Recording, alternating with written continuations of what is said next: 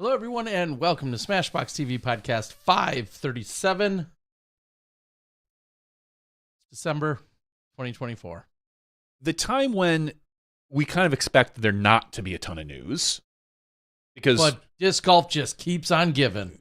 I mean, maybe, yes. There was a lot that went on this past week. A lot of announcements, and you have all the tea. Are you going to spill it? You're going to spill said tea? No. Okay. But clearly, as you're alluding to, certainly some conversations and news and announcements made in the last few days. Hasn't been exactly quiet. So that's cool to see. It's great to see if you're into all the drama. Someone just this weekend was pestering me to talk about player switches, high-profile player switches, and not to sound too much like a jerk, but it's like, yes, I know where a lot of things are going and a lot of people are going, things that are happening. I'm not sharing it with anybody. If I've been entrusted... It's a good plan. If I've been entrusted and someone says, I expect you not to share this, or has requested that, I do just that. I know that doesn't make me a good reporter or... it makes you a go-to source. No, that's fine. Makes you a great reporter because you know when to share things. I cannot say it enough. If I take you off screen, yeah, and just your audio, no, I'm just saying we're still on the podcast, and you announce it out loud. No one knows it's you. That's a good point. Yeah, so, I could go undercover. Yeah, and we'll get one of those voice. Like a voice modulator of some sort. We'll blur you out, put you in a shadow. I can turn on here. How about this? Watch and then this, I'll say Isaac Robinson is Isaac. Now tell us where. Tell us where he's going. Just. I love knowing, but I love to share when sharing is appropriate. So, but some of the things that were shared this weekend, we'll quickly touch on them. There's a lot of chatter and a lot of conversation going on about the brand new tour that is wiping out the Disc Golf Pro Tour and the new organization that has started because the PDGA is officially no longer. Did I sum that up correctly? Let's see here. No. Okay. No, there's got to be more. There's got to be more BS. But you know what? Let's get to the BS in a little bit. First, let's talk about the Barry Schultz or the Brian Schweber. I mean, they both probably won this weekend. I didn't look. I'm just guessing they both won. Probably. Let's talk about the South Florida Open. That's the big event that happened this weekend. Other than the Big Arm Challenge, which is a different kind of big event. Yes, but this was the A tier happening this weekend. Chandler Kramer wins in a playoff over Gavin Rathbun. So congratulations to Chandler Kramer. They both shot 16 under, which 1023, 1081, and a 1029. So you're looking at about a 1040 rated average around there. Not too shabby, if I do say so myself. Third place, Jonathan Borzik. Is that the same guy? Yeah. The guy that just won Cold Turkey a couple weeks ago. 2 weeks ago. Was in the conversation and playing down at Gainesville. Yeah, Jonathan Borzik's doing work. He's doing some work. Fourth Illinois place. Proud, right behind the fellow Illinois guy. Jared Stoll. In Gavin Rathbun. Or Gavin Rathbun, originally from Maryland, Illinois. Fourth place, Jared Stoll from Michigan. Yeah.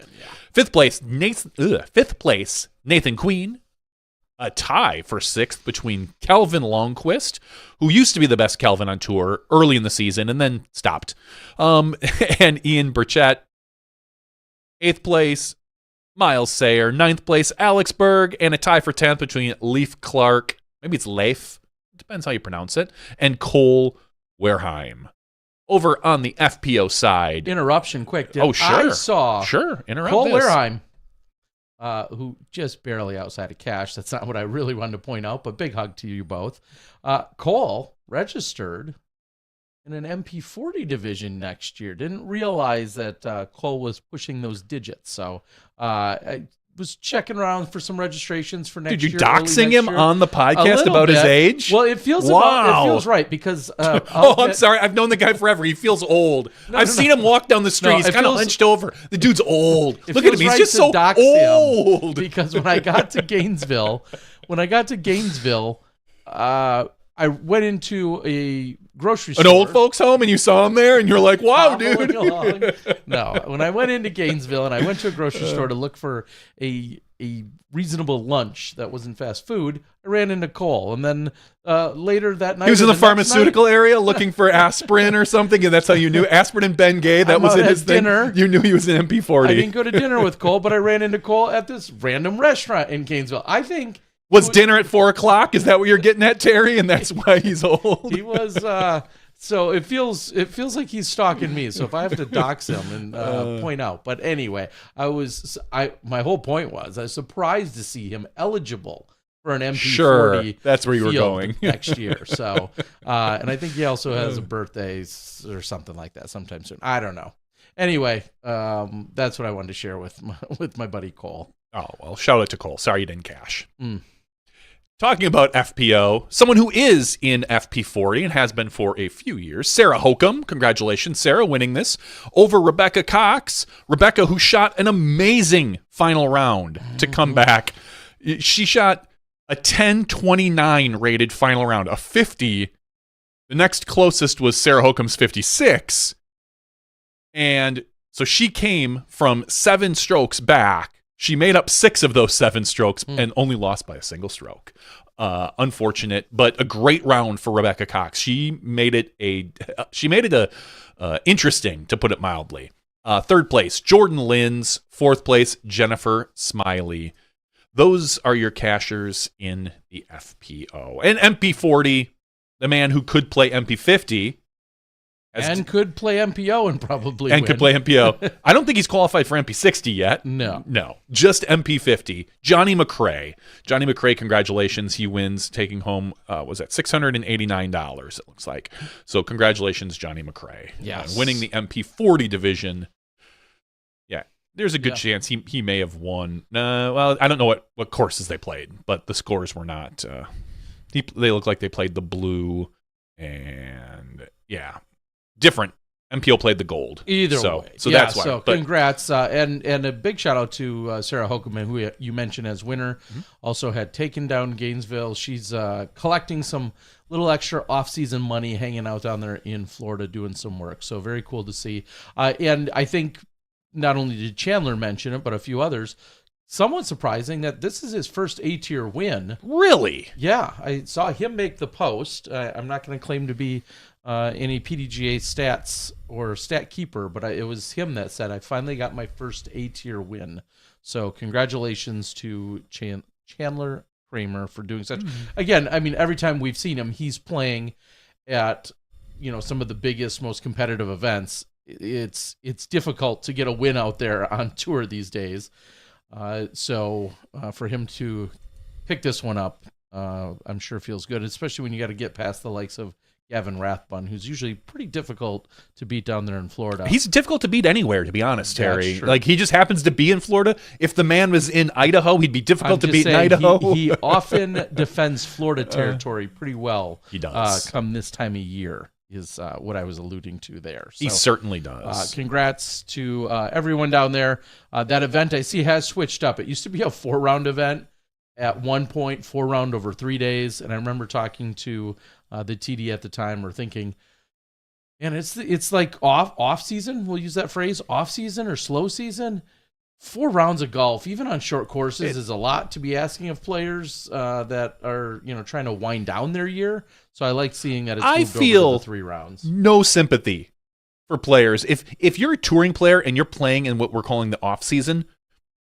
Suck it up, Buttercup. I 4 get rounds, it, but 3 rounds, 6 rounds. Even as a camera operator. Well, I don't care about camera operators. I'm saying, I love all you guys. As you're trying to wind down the season and maybe, you want to play golf. I get it. Yeah.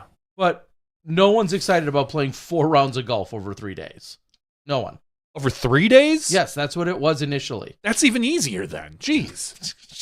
It's not. I was 4 thinking rounds of golf over. So 2 rounds one day. Yeah, and then a round and a round. I was thinking it was 4 rounds over 2 days, like a 2 and 2, because you were talking about being shorter courses. I know these are the gold courses, but no. I mean, no sympathy. No sympathy from this guy right here. You play. Now I'm glad. This is the guy who doesn't play 1 round a day. Barely. Yeah. Exactly. No, I don't clearly, but. If it worked out better for the tournament director to only go to 3 rounds and it was easier and everyone, then I'm happy for them. But every player knows, for the most part, what you're getting when you sign up. Well, of course you know what you're getting. So that doesn't mean Doesn't mean it's exciting or You appealing. you don't have to play. You don't That's have to pick true. up those Frisbees.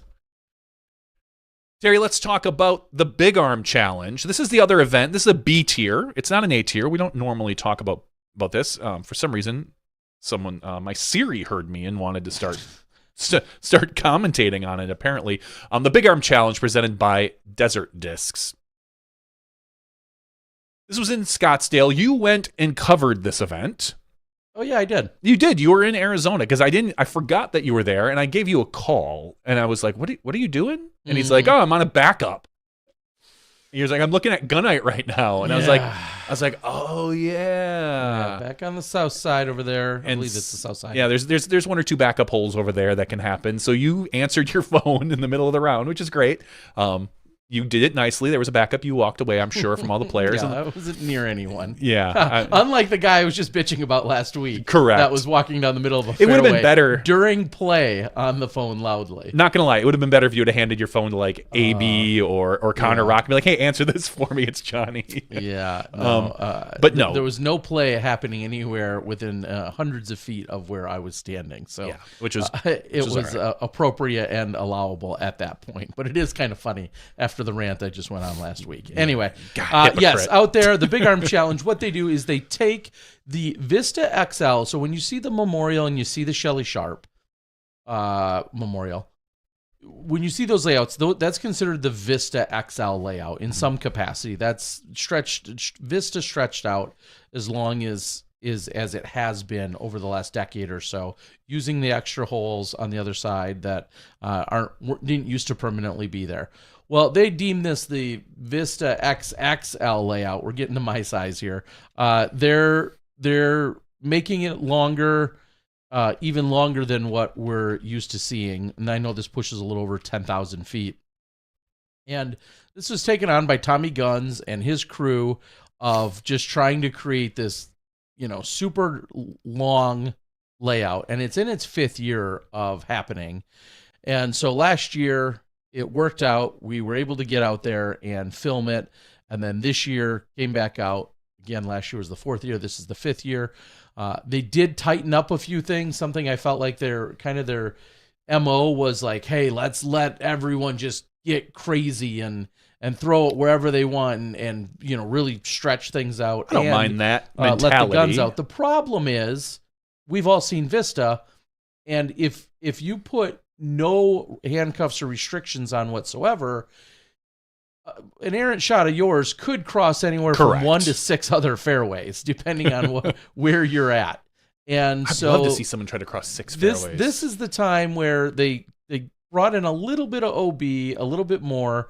And so there's still not nearly as many Mandos as what we see for some of the other layouts, but some of the OBs were out there. And, there's one shot in particular on hole 11 that is a very narrow strip of 25 feet all the way to the pin. It's like 415 feet, OB left, sidewalk OB right, and 25 feet of fairway. It's drivable, but it's also very easy to go out of bounds on 2 or 4 or 6 of the throws. So that inherently is what creates one of the backups that we experience out there. And to be fair, here's my unfiltered feedback. Now that I've been out there for 2 years and we've experienced this, I love the idea. You're going for this Big Arm Challenge, hence the name.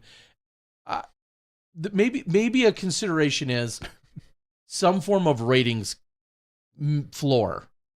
And I say that because there's certain carries, like water carries and OB carries out there, that just aren't really possible in theory unless you're of a certain skill or caliber. And I get it. There's a really big event with a lot of people that want to play. Therefore, we've expanded and we have all the different divisions represented. But if you're looking at flow of play and daylight and other things, there maybe needs to be a minimum ratings floor that needs to be implemented. The divisional names are almost irrelevant at that point. Just look at a ratings floor and don't just say, well, we're not offering I'll just make up a scenario. We're not offering FA4. Well, then don't necessarily just allow an FA4 eligible player to then go play FPO. That doesn't solve the problem. It's the actual ratings that I think could be implemented. The problem with that, and as you know, so much of the tournament prize money is made up of feeder pros, the players that are probably not going to cash. I mean, this had a 68-person MPO field. So, as we know, 34 of those people didn't cash, or whatever that number is. No, more than that, 40. Like 45 players didn't cash. But those 45 players made up the money for the top. So by implementing, we'll say, a floor, let's just say for MPO it's 930. 930, 935, whatever that number is. You know, you're cutting out, well, let me just look. You'd be cutting out 25 people. 25 people, and then your everything, the purse is lower, the cash line moves up. And I'm not opposed to your idea, especially for an event like this. You and I both. The rounds don't take 4 hours. I'm with you on all the benefits. The one downside is Anthony Barella, instead of walking home with $1,500, walks home with $1,200 or something along those lines. Or there may have been other players that are of a certain skill level, and I'm not trying to pick on anyone, by the way, but there might be other players that match could that, fill in, that would then possibly fill in, that didn't get in because of a waiting list or whatever at the time. I get it. And there is a legitimate threat of pushing daylight when we're talking about that, and they're trying to. I'm a tournament director of a few hundred events, so I know what it's like. You're trying to accommodate as many people because, like you said, you don't want to turn away people. You want these satisfied customers and players that can come and say, hey, I got to play this 10,000-foot course.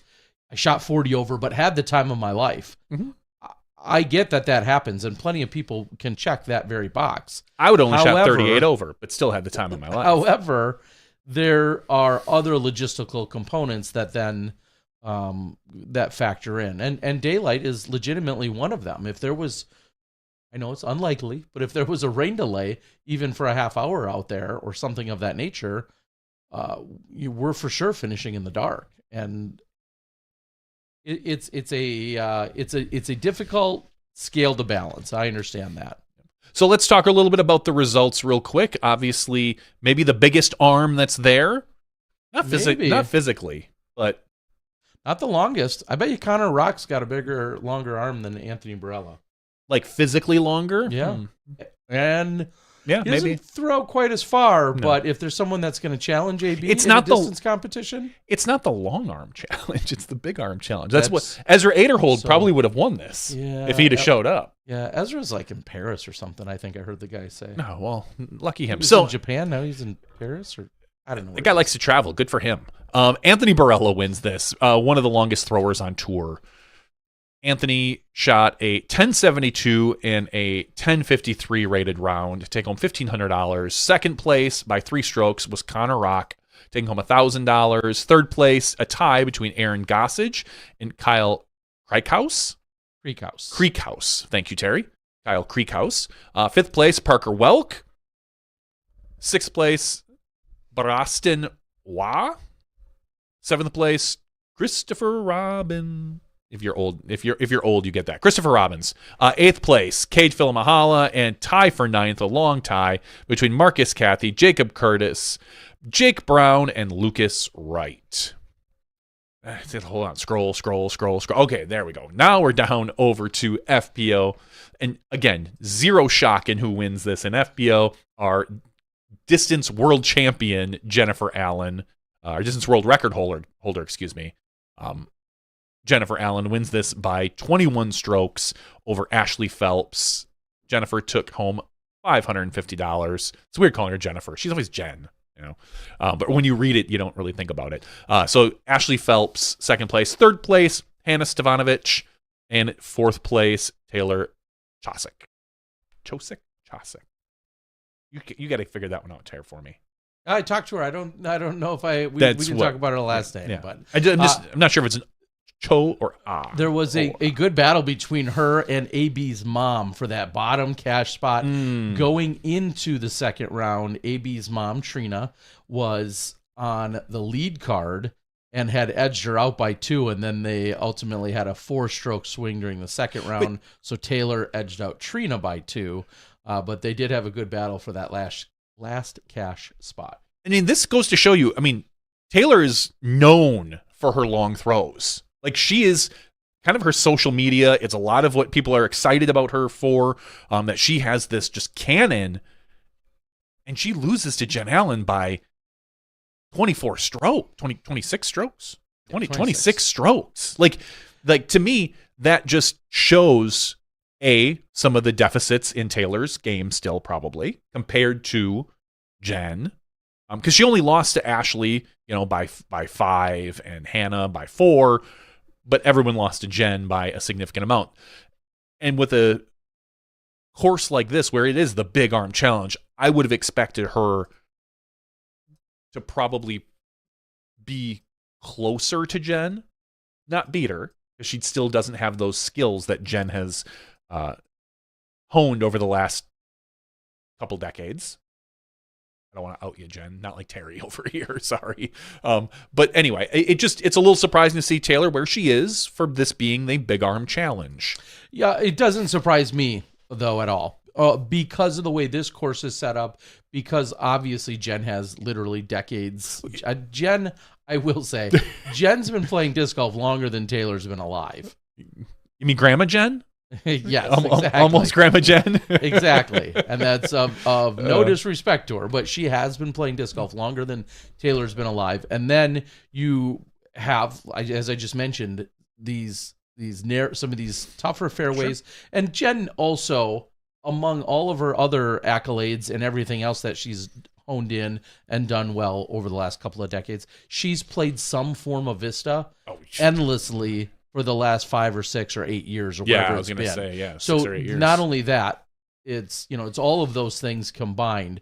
I'm not surprised to see that. Now, I think you fast forward a year or two when Taylor's had 100 new courses and 50 more tournaments under her belt in a couple of years, and has that much more experience. That gap is significantly reduced between the two of them, and even between first and second round. I think she lost 17 strokes to her in the first round, which is just learning the course and things of that nature. Second round, it was 7 strokes. I see that happening on just 2 holes out there. So, clearly Jen played very well, destroyed the rest of the field. However, someone like Taylor, with her arm and with the distance she has, there was a conversation at one point between her and Aaron Gossage, and I think Gossage was caddying for her during an early part of her first round, and they were talking strategy on some particular hole, something or other, and Gossage made a remark about going after some pin,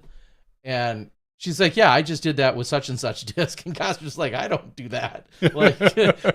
So, I mean, 2 different types of player. Gossage is very much a we'll call it a single angle thrower. Heart spike, forehand, spike, backhand. He has other shots, but those are his bread and butter. That's what he's known for. He throws very hard, and no one would pick him if you're talking, hey, I need someone to throw a touch shot. No one's picking Gossage first. Now, not to say he can't do it, but that's not what he's known for. Taylor has to work on flexing discs more, and I think obviously her disc selection will be way different than what Aaron's is. So it was not shocking to me that Aaron was maybe a little surprised at some of those selections. But yeah, it was a lot of fun out there. In taking down MP40 was Pete Ulibarri. I didn't get a chance. I saw him, and I saw that he had a significant lead after round 1. And in my head, I had already somewhat congratulated him. So even though I saw him on Sunday, I didn't say it to him. However, I do have some sweet videos. I'll have to release those of him practicing with his glider, where he takes these very special glider planes, and he takes it and he winds it up and he throws it. He winds up, like spins around, does a 360, launches it up into the air, and then has a remote control that just plays with the wings and just things. Adjusts maybe. Yeah, all these. It's again, we could go on for hours and hours about that, but very cool. He was doing that during the practice round. So but congratulations to him for picking up yet another victory. I think I saw the post. It was victory number 52 for him. And I also had the pleasure of enjoying dinner with him and his mother, Pat, as in Paul's mom as well, and a number of others out there in Arizona this weekend. All right. That's what we saw. Coverage is out. I know I talked a lot last week. Coverage is out on the Disc Golf Guy channel. Yes. The coverage is out on the Disc Golf Guy channel, which is rebranding to Go F Yourself. No, I'm just kidding. Now that GK Pro is open, I'm taking that one. That's a good idea. I mean, thought of that. Just saying. That could be. That's what I'll rebrand it to. I just needed something to rebrand, but no. Yes, it is all available.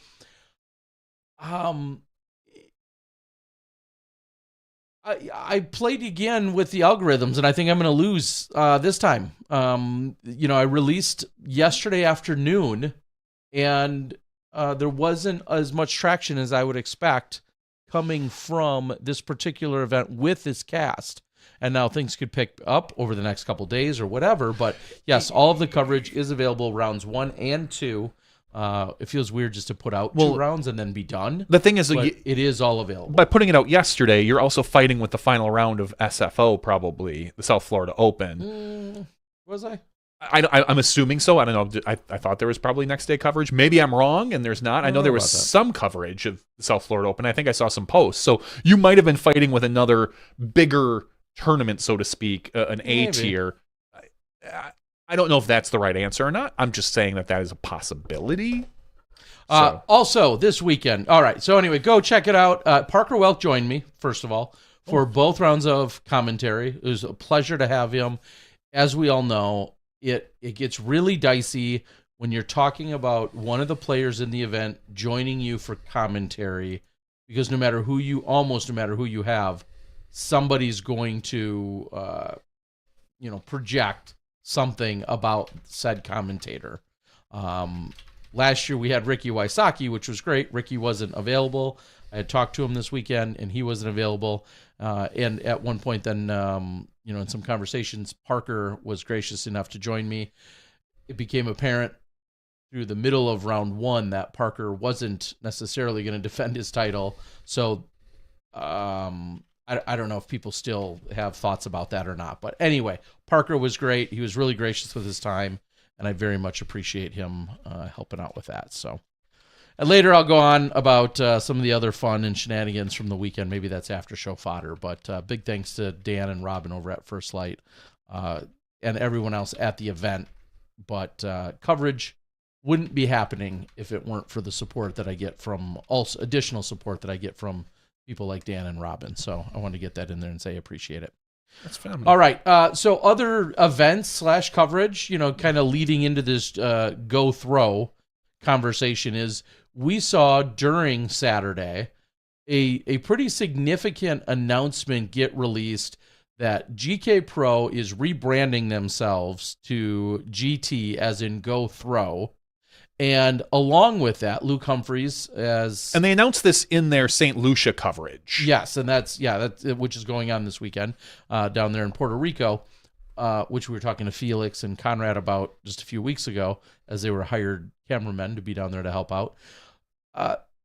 That they're releasing the coverage, but then also release this really big news of the rebranding. And then with that, Luke Humphreys went on to talk about a series of events that are going to be released that are going to be part of the GT umbrella, under the Go Throw umbrella, which is going to take a minute for everybody to get used to saying, but under the Go Throw umbrella.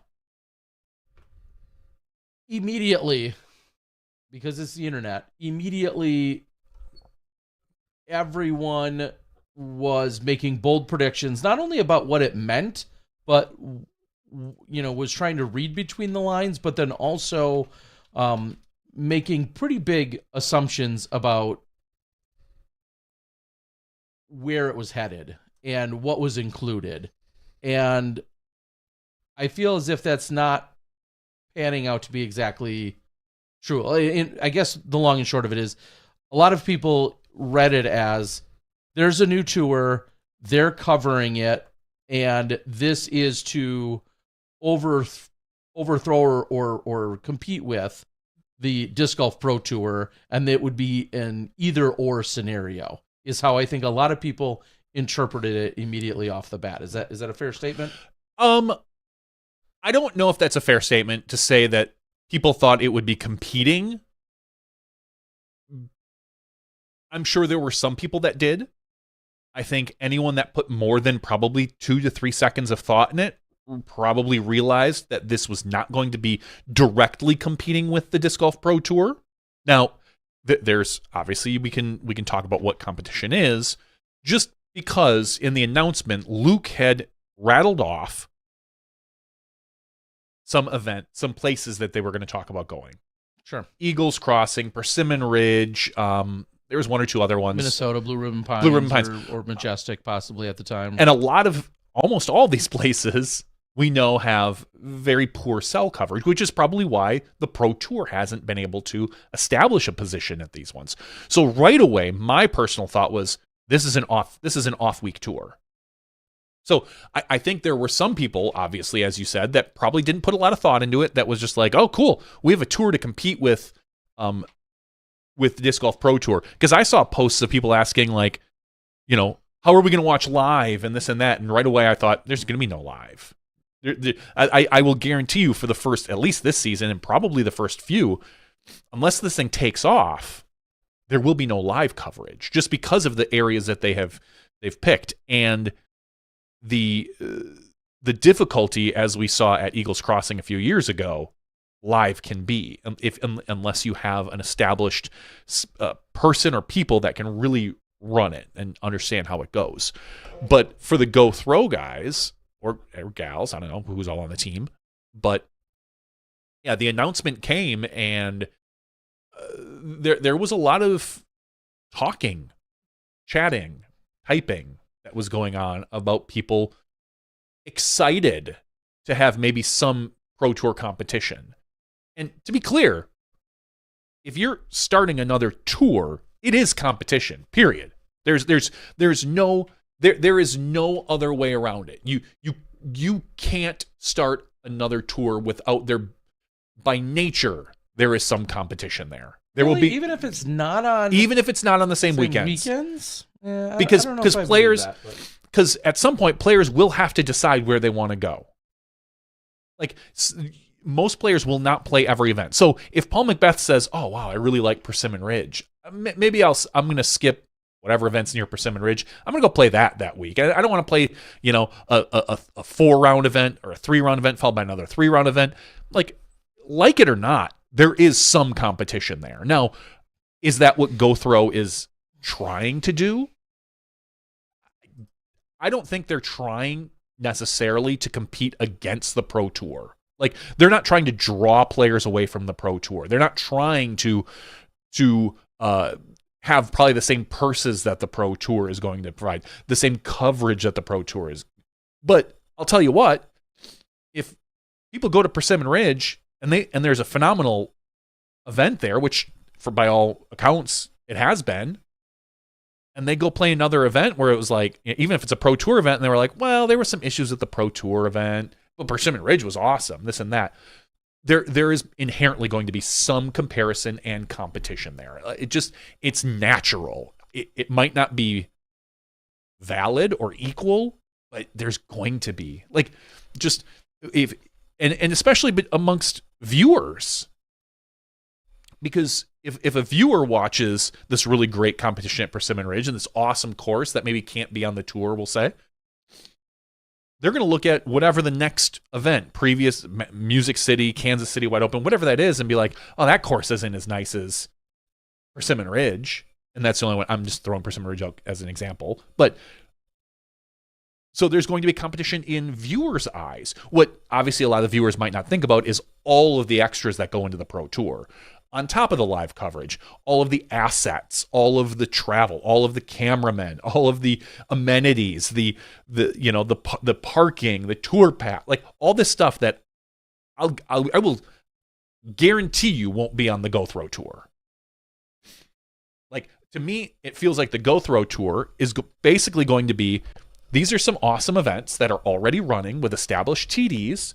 We're going to put we're going to put tour points behind them that we come up with. And at the end of the year, we're going to have a finale.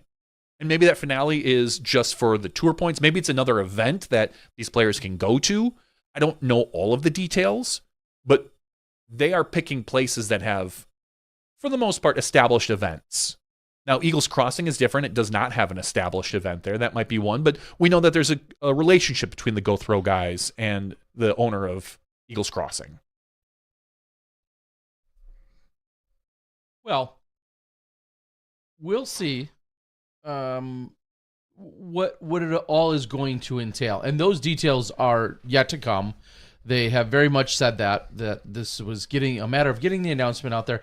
I, in fact, had a quick exchange and had to ask Luke if he was interested in being able to join us tonight, even though I know he's traveling.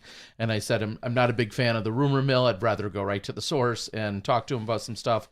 And he said that we want to get a few more things lined up before we start announcing more. I'd like to come on soon, and please go ahead and share that much. So essentially, yes, there's more details to come.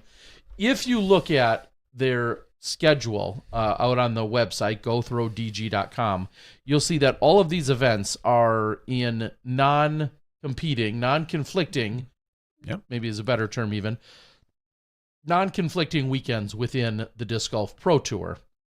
And one naturally has to think, and I know Jeff Spring has said this, one has to think, yes, there's opportunities for players to play in more events, and there's also opportunities for players to say, hey, I'm ready to take a weekend off.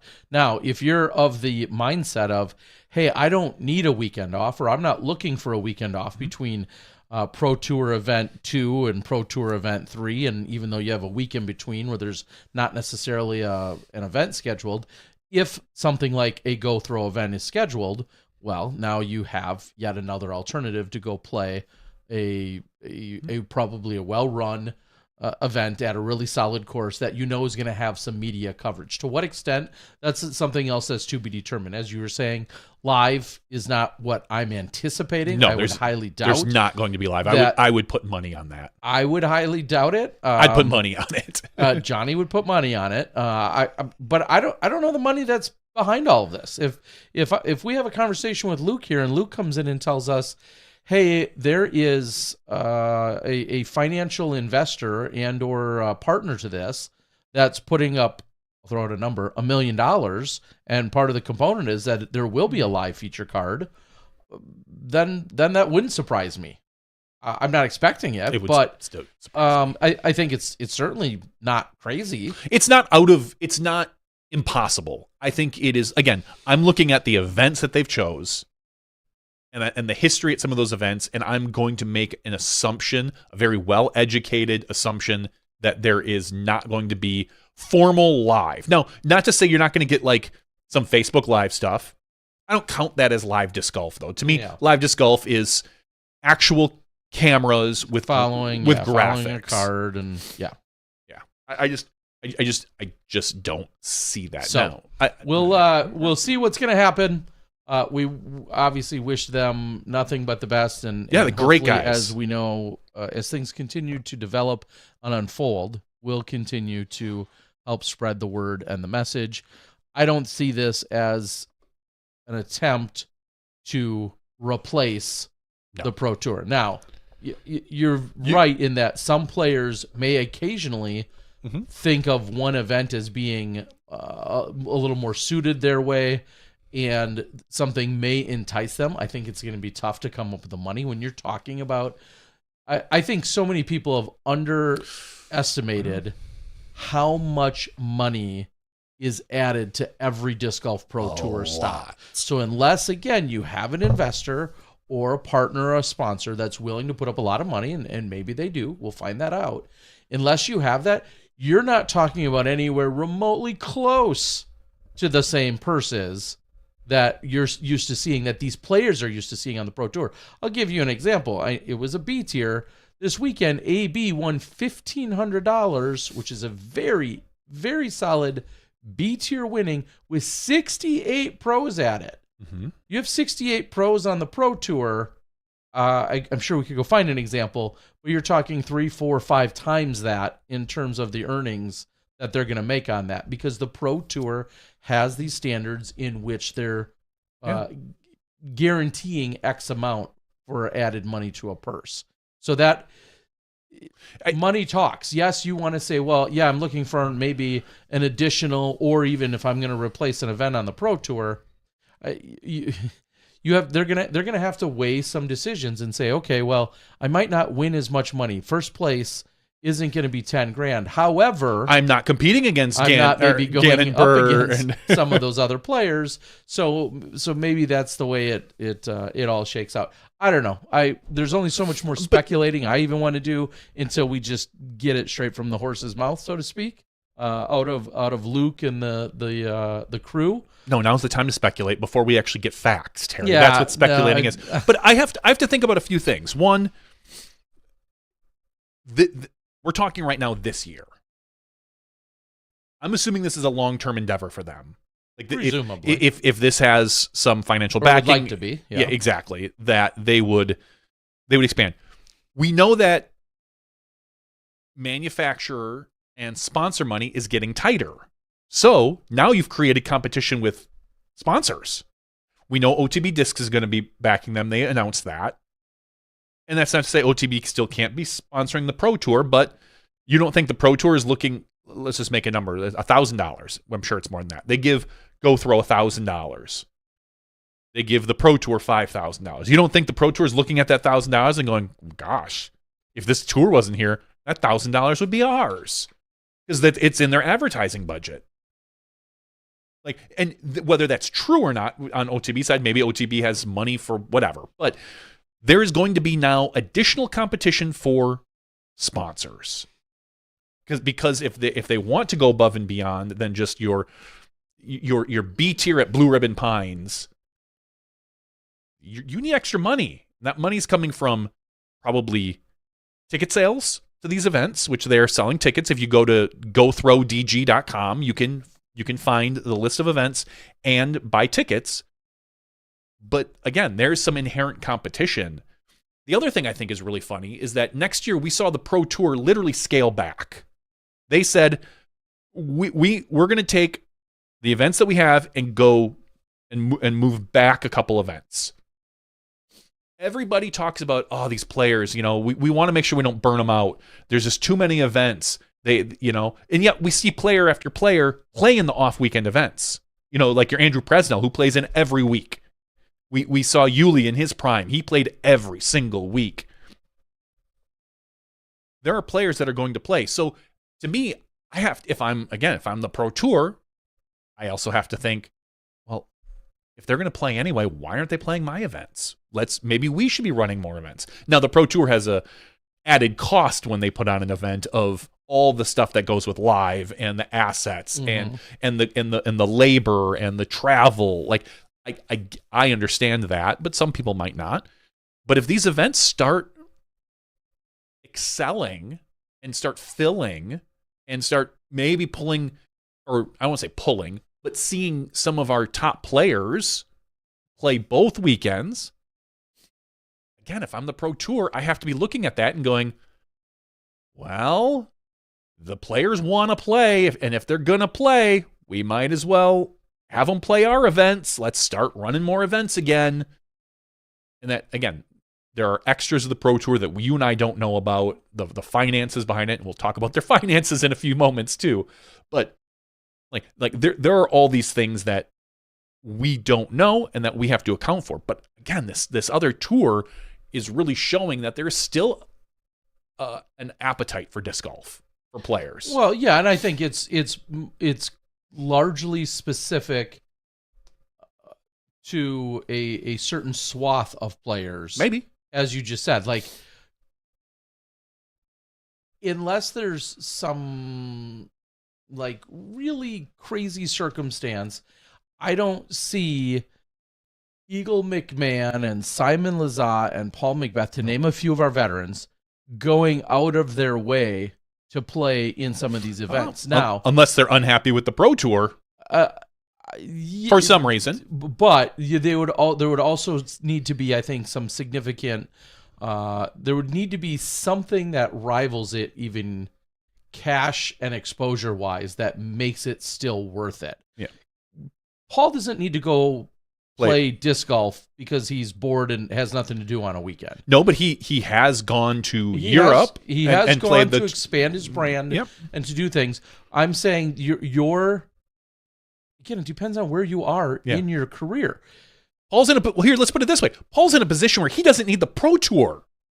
He could literally play this Go Throw Tour if he wanted and maybe expand like, hey, look, I'm winning all these Go Throw events. I'm raising my, as much as Paul can, raising his status. I don't know how that could go any higher as Paul. But we could, like, again, this is a lot of speculation, but Paul doesn't need the Pro Tour. There's a few players out there that don't need the Pro Tour. Paul is one of them. So I think Paul's a funny example, although I don't think Paul would necessarily do it this way, but we saw him go to Europe and play those events when they were smaller.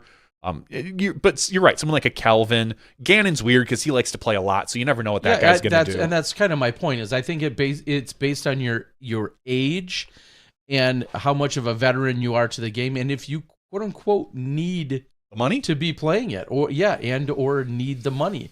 There's someone would say, perfect example, this particular weekend.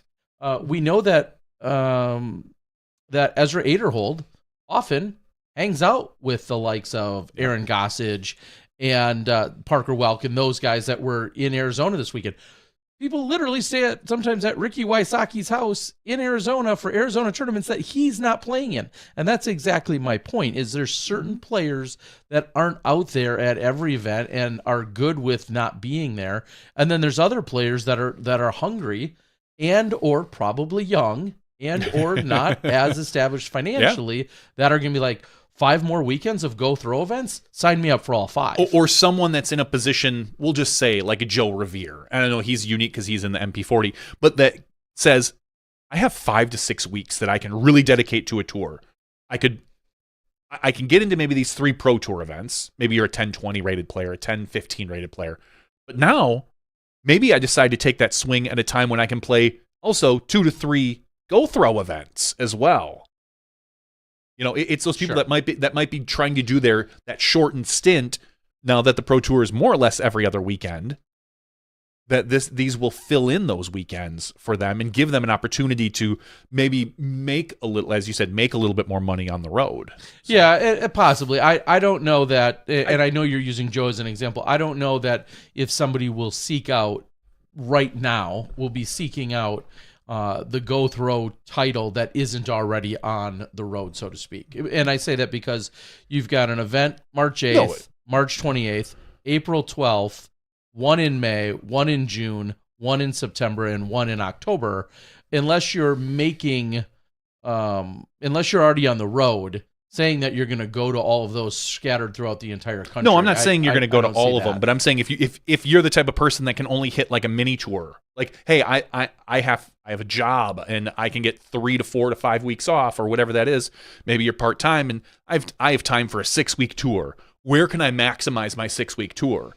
I could hit, these 2 Pro Tour events in a B tier. I could hit like these 3 Pro Tour events and maybe an A tier, or I could find a time when it's like, oh, here's 2 Go Throw events maybe that I can get with 2 Pro Tour events. Not that anyone's going to be traveling just for the Go Throw Tour, but I see that as an incentive maybe for some of these younger or less established players to give them a reason that they could maybe make ends meet at these places, assuming that they can cash. So, but I do, and let's real quick, we're going to step it all the way back. So I like that they've changed their name to Go Throw. Only because for so often, GK and Gatekeeper were so easily intertwined in a lot of people's minds. And or confused. Yes. So the fact myself included in the very, very early days. Same here. And even still, every once in a while, I will say the wrong thing, even though I know the team that's there. Mm-hmm. But now having the Go Throw guys, Go Throw doesn't sound like gatekeeper as opposed to GK and gatekeeper. It just kind of it creates a nice little firewall. Yeah, and I do like that. Finally, the only caveat to that is if you're old enough, like Johnny and I, and or maybe Midwestern enough, it's still namely Minnesota, it's still around. You might be thinking of gotta go, gotta throw. And if you do a Google search for go throw, gotta go, gotta throw, it pretty much dominates the front page right now. Yeah, I mean, gotta go, gotta throw has been around for decades. They're a staple, especially in the Minnesota community. They're a very early online store that isn't quite as large as some of our massive retailers right now in terms of necessarily household recognition. However, if you're in Minnesota or the Midwest, you very much know gotta go, gotta throw. Yeah. They've sponsored a number of players. They sponsored a ton of events, so on and so forth. Maybe they'll sponsor this tour, the Go Throw Tour, you know? They just might. Even though I think that's a direct conflict with OTB, depending on how much OTB's involved with the Go Throw Tour. But anyway, nonetheless. You're looking for extra sponsors? Nonetheless, that's the first thing that came to mind for me personally, and I realized that's not going to impact a whole lot of you if you're either not Midwest and or haven't been around long enough to necessarily draw that together. But Go Throw as opposed to GK Pro. We haven't seen a lot of rebranding in our sport. No. Usually because it's either you're open and you survive to some degree at some varying level, or you open and you close. But we haven't seen a whole lot of actual rebranding. I feel like that's taken place, or renaming. I'm trying to think of any others. I mean, there's been some companies that have kind of then been bought out and then underneath the umbrella of someone else, but and that just taking the actual company and then rebranding it to another one. We wish them the best of luck. So of course, and I'm excited. Yeah, as you said earlier, stops include Hideaway Disc Golf Ranch, Persimmon Ridge, Eagles Crossing, Kayak Point, Failer Lake. Minnesota was listed on there, and it says more to come. And early bird tickets available now for the Masters Invitational at Eagles Crossing. And then go get yours at glidediscgolfevents.com. Glide Disc Golf Events? Yeah. Which is funny because we have Glide here in Wisconsin as the name of a store. Pro shop. A pro shop who sells other things. Confused there. I almost thought it was like, is it Glide? But no, I mean, Glide is a pretty common phrase when it comes to our sport. So the fact that there's another Glide in the sport is interesting. There you go. All right. All right. So best of luck. When we know more, we'll share more. If you think it's taking over the Pro Tour, and this isn't, I have no stock, so to speak, in the Pro Tour. That's another story for another day. We almost did. But if you think it's like coming in and tomorrow is taking over and wiping out the Pro Tour and going to do everything you think the Pro Tour does wrong because they're going to come in and fix it tomorrow, that's don't count on it. That's not going to happen. It is going to. That's not to say they're not going to do great things. They are. I have no doubt about that. But if you think this is a direct one-for-one replacement, that's where I feel like you and the rest of the internet are delusional. It is going to bring back the discussion / argument / everything of, are there spoilers in sports? Because since the Pro Tour has offered a live option, it's been pretty well established that, guess what? It's live. You can watch it. No spoilers. Like, spoilers can just happen. With another tour now, and it's going to be post-production, it's going to kind of bring that a little bit back into the discussion, whether you care or not. There's still live scoring. There is still live scoring. You're right. Where you can watch hole by hole. Can't watch video though, Tara. So no, birdies only count if they're on video. If somebody wants to from the Go Throw side wants to maybe not as actively promote winners until a certain time come Monday, that's on them if they wish to do that. But the overall concept still remains the same. There's no spoilers. One of the other things that I'm going to go out on a limb and say that's not going to happen, that I saw somebody ask is, oh, does this mean that we're going to get UDisc back for live scoring? I'm going to go on a limb and say probably not. I don't think the Go Throw guys will pair up with UDisc, only because when UDisc was working with the Pro Tour, there was an expense behind the required computers and capacity that was needed to fulfill the DGPT. So the DGPT paid UDisc. My guess is that these events will probably not have that sort of live scoring. They could flip things on their head, though. They could. I'm saying they could. But my guess is that this year it probably won't be the case. It'll probably be PDGA scoring. But maybe they have their own scoring. Maybe they do. Yeah, maybe there'll be a whole new scoring system coming out, working with like metrics or something. Yeah. Or Ching. Or Ching. Yeah. I'm just saying. I don't think it would go to UDisc, but anything's possible. So. All right. Dun, dun, dun, dun, dun. Gossip hour. It's not going to be an hour. This week, there was a lot of talk about the Pro Tour in general. There were two big subjects. Right before the Go Throw, I almost said gotta throw, thanks to you, Terry. You're welcome. Right before the Go Throw Tour was announced, there was some talk about the Pro Tour and the contract that the players who had a tour card were possibly going to have to sign. And there was originally, apparently, a stipulation in there about playing competing tours.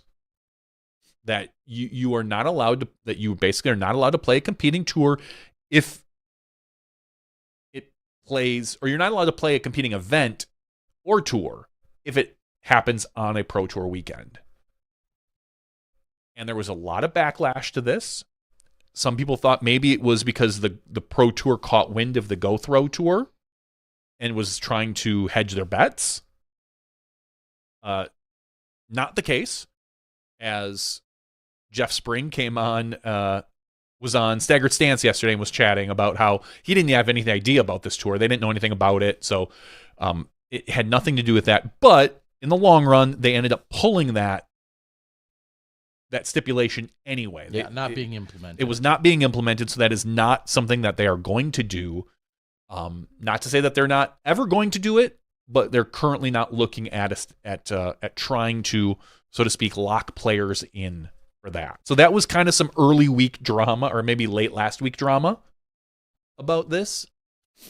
And then the other side of the Pro Tour, Drew Gibson was talking, I think with Simon and in general, about Pro Tour payments. That some of the players, and it's been reported, have not yet been paid out for the Pro Tour finale. And Jeff also said that that they're working on this. It's not due to a lack of funds. It's just due to a lack of what's the right word? I was going to say structure. Protocol. Yeah, structure protocol is maybe things of that nature. A good way to put it. And I do know that the Pro Tour has the people behind the scenes. I think they got a new accountant, or they're looking for one. And there's been some shakeup behind the tour, as we know, as far as people and things like that. I don't know what the right thing is. Drew actually, and again, as much as I'm one to pick on Drew, he did have a very, I thought, succinct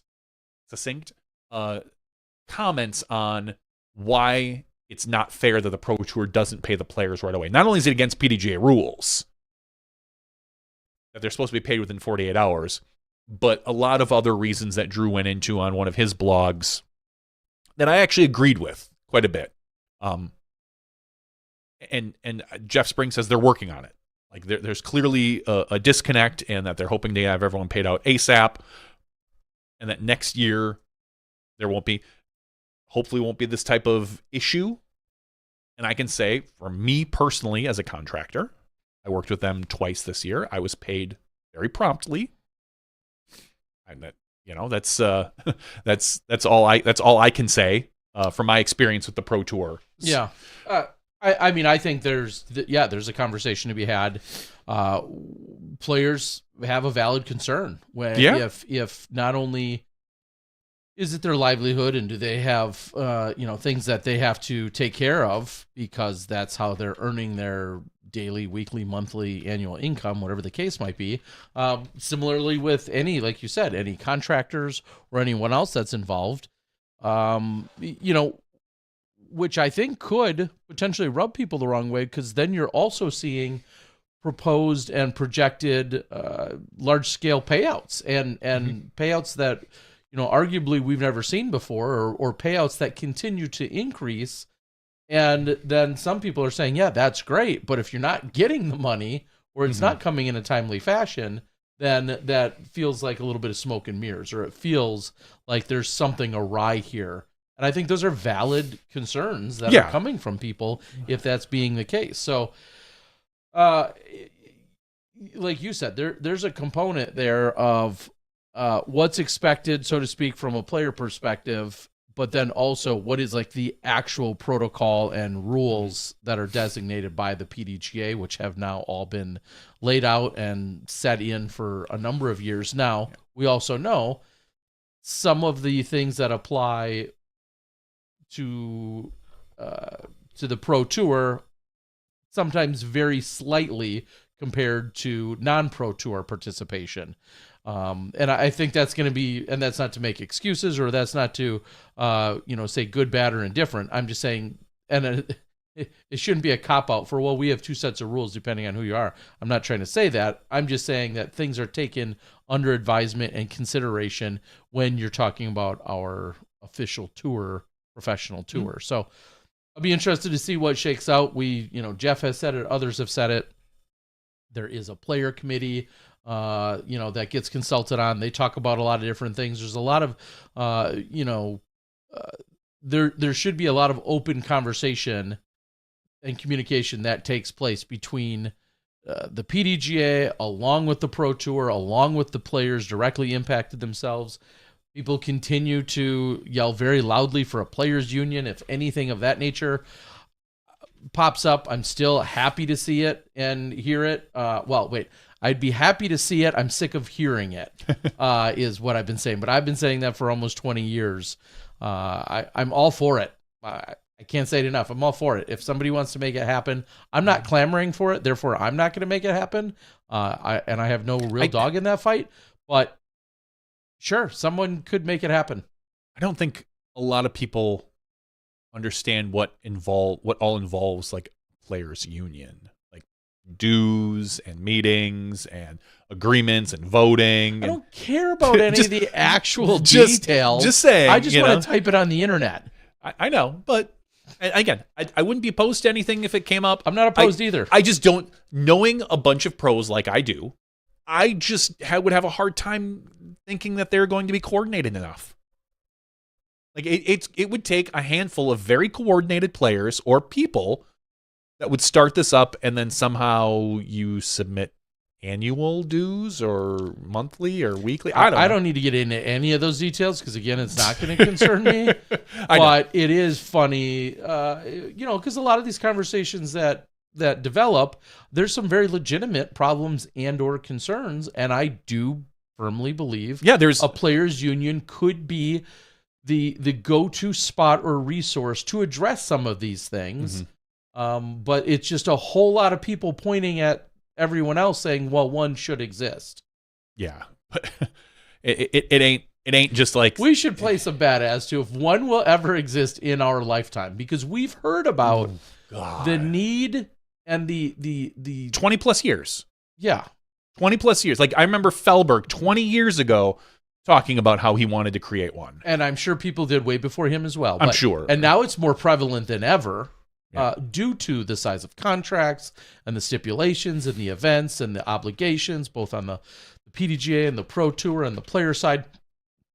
Excuse me, there's probably more need than ever right now. Oh, man, did I just think of my job in retirement? Oh, yeah, you could be the player. You could be the union head. What's the fancy title that goes with that? I'm not familiar. God, I don't know. Okay. Now my gears are turning. But there you go. You could advocate for the union. Okay. Start yelling at players who aren't part of the union, calling them scabs and not, just. I'd have to learn some more lingo because I You just would. don't know it all, but clearly. But I've heard enough people talking about it. Because there's some legitimate questions, things like people were talking a couple weeks ago about naming rights, NIL stuff. What does the Pro Tour have a right to your likeness for?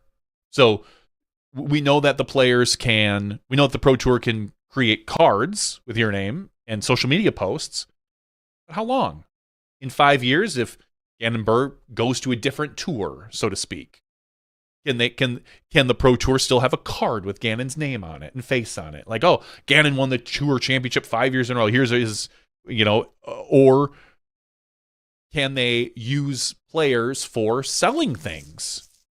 Those are rights that reside with players and things that a players union would solve. Well, I say solve. No one solves anything. It would address, because to me, I would think like even if in we'll say 5 to 10 years, you're taking Kale LaVisca and saying, "Hey, come watch Kale's great battle at the Preserve in 2019 or something." I think that's legit. You're not, as a Pro Tour, you're not making any real money off that. You're getting views and whatnot.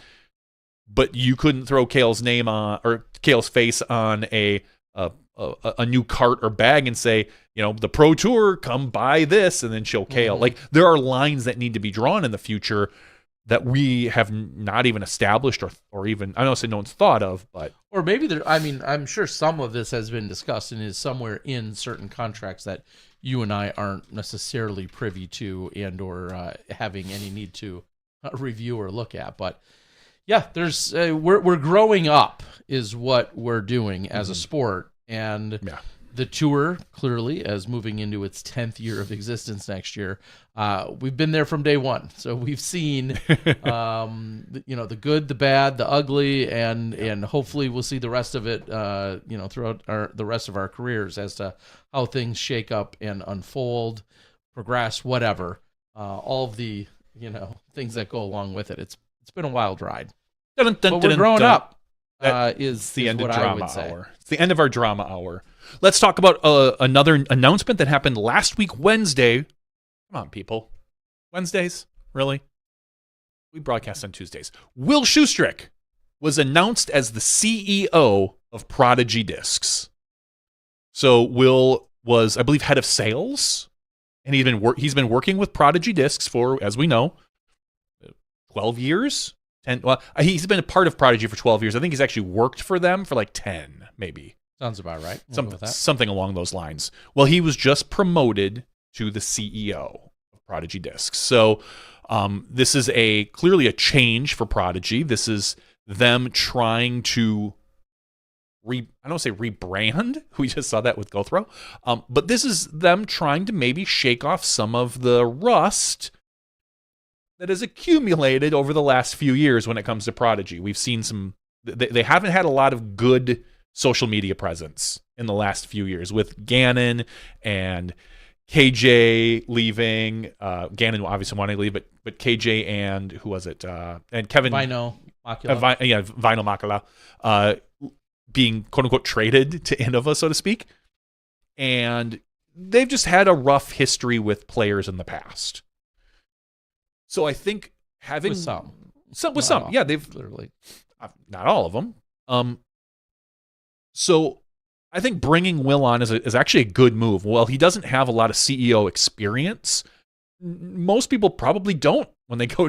You have to start as a CEO somewhere. I was just gonna say, I think of when I think of the brand, Will is to me is the first person that comes to mind. Yeah, he's one of the first two personally. or three. And again, we're old enough that I was there on January 1st, 2013, when the website released, and you had the original 10 or 12 Prodigy players all on there. And it was very clear with Will's not only success on the course, but then his overall enthusiasm of the disc golf company development. None of this is shocking. None of this is surprising. And it should be very exciting for him. I agree. I think he's going to invigorate the brand a little bit. We'll see if it sticks. We'll see if it stays. Obviously, it all depends on a lot of the decisions that they make over the next year. But clearly, the brand itself needs a little bit of shine. And hopefully Will's the kind of guy that has a good direction, a good thought on how he can do that. It kind of, let's make an assumption, Terry, that Isaac and Ezra leave Prodigy. Who does that leave them with? Oh, I signed an NDA. Oh, wait, what? Let's just make an assumption that Isaac and Ezra leave Prodigy. Who does that leave them with right now? And do you feel a manufacturer can thrive without a top pro? That's ultimately the question. Because is Chantel Badinsky literally like the largest name they have then? Miss Frisbee's out of Miss Canada? Frisbee's? I mean, clearly she has a social media following and presence and influence, and you got Manabu Kajiyama out of Japan. You've got he's a huge presence in Japan. Yeah, I mean, we were just talking about them at great length. You've got Luke Humphreys over there with Go Throw. You've got Kale LaVisca, as a couple of other names that are clearly of household. Arguably, Luke stature. would probably be the biggest name then. Because he's touring. Kale is touring less, although Kale's overall a better player than probably Luke. I mean, ratings wise, I think Luke Humphreys is sitting at like 10-15 to 10-20. Kale is still up in the 10-30s.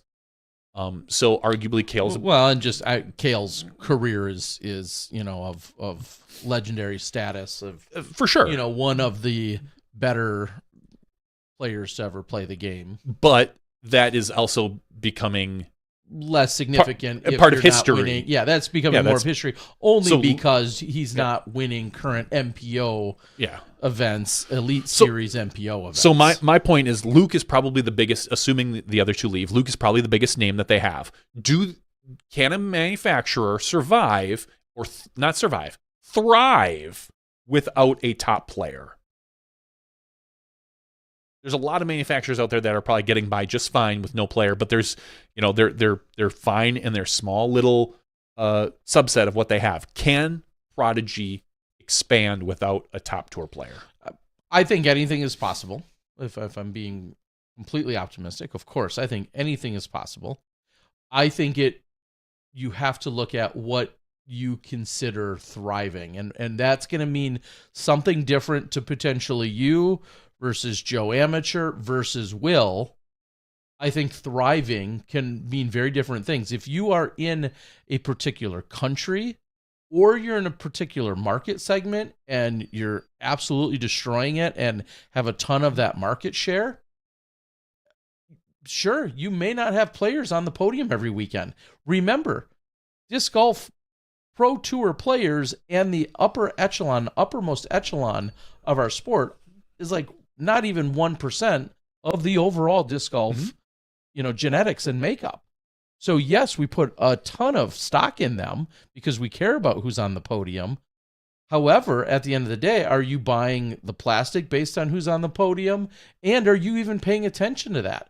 I mean, if I would consider thriving, if I'm selling discs to 5,000 schools or school districts across the country, more so than if I did $5,000 in sales at a particular pro tour stop, working a Prodigy booth. I'm just making up some numbers here. So I think everyone's definition of success and thriving is a little bit different. Does it help to, of course, have a winning player often on top of the podium? Yeah, I mean, you're an idiot if you think it doesn't help. The question is, how much does it hurt to not have it? I think that's the real question. It's funny because I think of a couple brands that really kind of got spun up and going without a top player. MVP was one. They didn't really have a top player until Conrad showed up, and they had some players clearly, but but nobody was a real household name until Conrad was like their big signing, and they were doing just fine growing. Obviously, Conrad had them explode. I think of Castoplast. Castoplast still doesn't. I mean, is it Joey Bucket's the biggest name that they have? Maybe like as a Castoplast, You know, Yeah, he's certainly one of their, you know, because he's a top 10 Pro Tour player probably. You know, he's right around that 10th place probably. And they, with the Berg, hit lightning in a bottle. So I don't think necessarily as you said, it helps to have a top pro. I think that if you're going to be a national brand that wants to sell a lot of discs, I do believe having a top pro will help roll that rock up that hill. If they're looking to maybe scale back, maybe regroup, maybe they don't need one this year. I don't know, but we look forward to having Will on the show to talk with him. I did not get a chance to listen to his interview yesterday, but I look forward to having him on and asking some of these questions. Yeah, I didn't get a chance to listen either. However, I always look at what is success mean to you and to your company. And I think every brand is now searching for that moment because of the way the industry is. You can say, hey, I may not be killing it in this space, but if we continue to dominate or do really well in another space, you might not be as visible, and you might be perfectly content with that. To be fair, Prodigy is the only manufacturer with a major marketing sport behind them with the NHL. They signed the NHL deal. Yeah, having a licensing agreement with them along with some college sports teams. They're the ones that have gone out, I don't want to just say on a limb. I have no idea how successful that endeavor has been, if that's incredibly profitable or not for them. But you certainly got to love and appreciate the fact that they were willing to not only do the research, but then broker the deal to make it happen. Again, whether that's has been financially a success or not, that I have no idea. I genuinely don't. But I do think I give them props and kudos for rolling those dice, so to speak. Yeah. So who knows? It'll be really interesting to see how that shakes out. You know, you think about other brands that maybe didn't have a strong face or presence or superstar or a deep team, and you think about West Side, who selectively, went after a couple of players and has had a few players. However, they certainly have a following. They certainly have the people that love their brand. I think it's just a matter of figuring it out. And yes, and then obviously that then they've signed on some of these bigger players. But I think you can be successful. And it's funny you mentioned James Conrad and MVP. They had Elaine King, and they have Matt Dollar and a few of the other players that they had. And then James, who's obviously very good and was very good with Innova, but then goes and makes the moment that he made with MVP in that very year. You couldn't have drawn up that storyline, as we all know. You couldn't have drawn that up any better. So I don't know. It's maybe there's something to be said. I still haven't taken any deep dive into the, we'll say, fandom survey over at Alta World, but I do have to think somewhere within some of the data that was been collected, you have to look at and draw some correlations of the players, brands. What does that mean? Are you buying their discs? You may love a brand, but do you not necessarily buy any of the discs or the commemorative discs or the Tour Series discs? Do you love the brand, or do you love the person, but not necessarily care about any of the discs that they're throwing? And we've seen so many people and their fans follow the player. Eagle McMahon, Simon Lizotte, just to name a couple. How many people would buy those tour discs if they didn't have the tour name on them? Because a lot of those tour discs are unique blends of plastic or certain things. Like if you had a Sexton Glow Firebird that didn't say Sexton on it, it was like, hey, we're selling these Glow Firebirds. How many would sell versus the Sexton? That's the type of question you have to ask for any player, not just Nate, but for any player that has like, do I want the disc, or do I want am I buying it because the player? Well, for what it's worth, I have a bunch. I know, you talked about it last week. Glow Firebirds. No, not Sexton. A non-Sexton non-Sexton ones. So if you don't want to spend the money to get a Sexton one, I've got a few event stamps that I tuck away every year. I've set some aside that are Glow Firebirds. They probably fly better than the Sextons, if I'm being honest. But only if you throw them. but you can save yourself a few bucks. So I'm here for the people. That's what I'm here for. I know. Anyway. So big news. Congrats to Will. We'll see what that all means and how that's going to shake out. We could just say it for the 100th time. Yes, the landscape of not only professional disc golf, but then all of the manufacturing, all of the sponsorship, all of the teams. I think it's been hinted at, but not so much just even a few players that are moving teams and this guy's going to that team and this girl's going to that team. Not only that, just an overall contracting of the teams, I think is going to be maybe one of the bigger, we'll say, wake-up calls. There's a few people that I know of that haven't announced that are unsponsored or have lost their sponsorship or aren't being renewed, however you want to politely or impolitely say that. There's a few people that I know you're going to be like, what? Really? That's going to be the market of 2025. Am I not going to get my sponsorship this year? Don't break it to me like this, Tara. Don't break it to me like this. There's something I got to tell you. All right. Two other things that we're going to talk about. A little PDGA news. So first, we'll go with the easy, quick one. PDGA is hiring a director of competition. So this is the senior responsible to the senior director of operations is called the director of competition. The PDGA, the position summary, I'll go right to there. The PDGA seeks a highly organized leader and strategic thinker to serve in director level position. Terry, the successful candidate. Sorry, you're out. The successful candidate must be a dynamic leader with demonstrated ability to implement, innovate strategies which can promote PDGA majors and premier events. There's more on the PDGA site. Application deadline is January 3rd. Projected start date, February 3rd. You'll have to excuse me. I am having a little bit of a sinus thing here. Okay.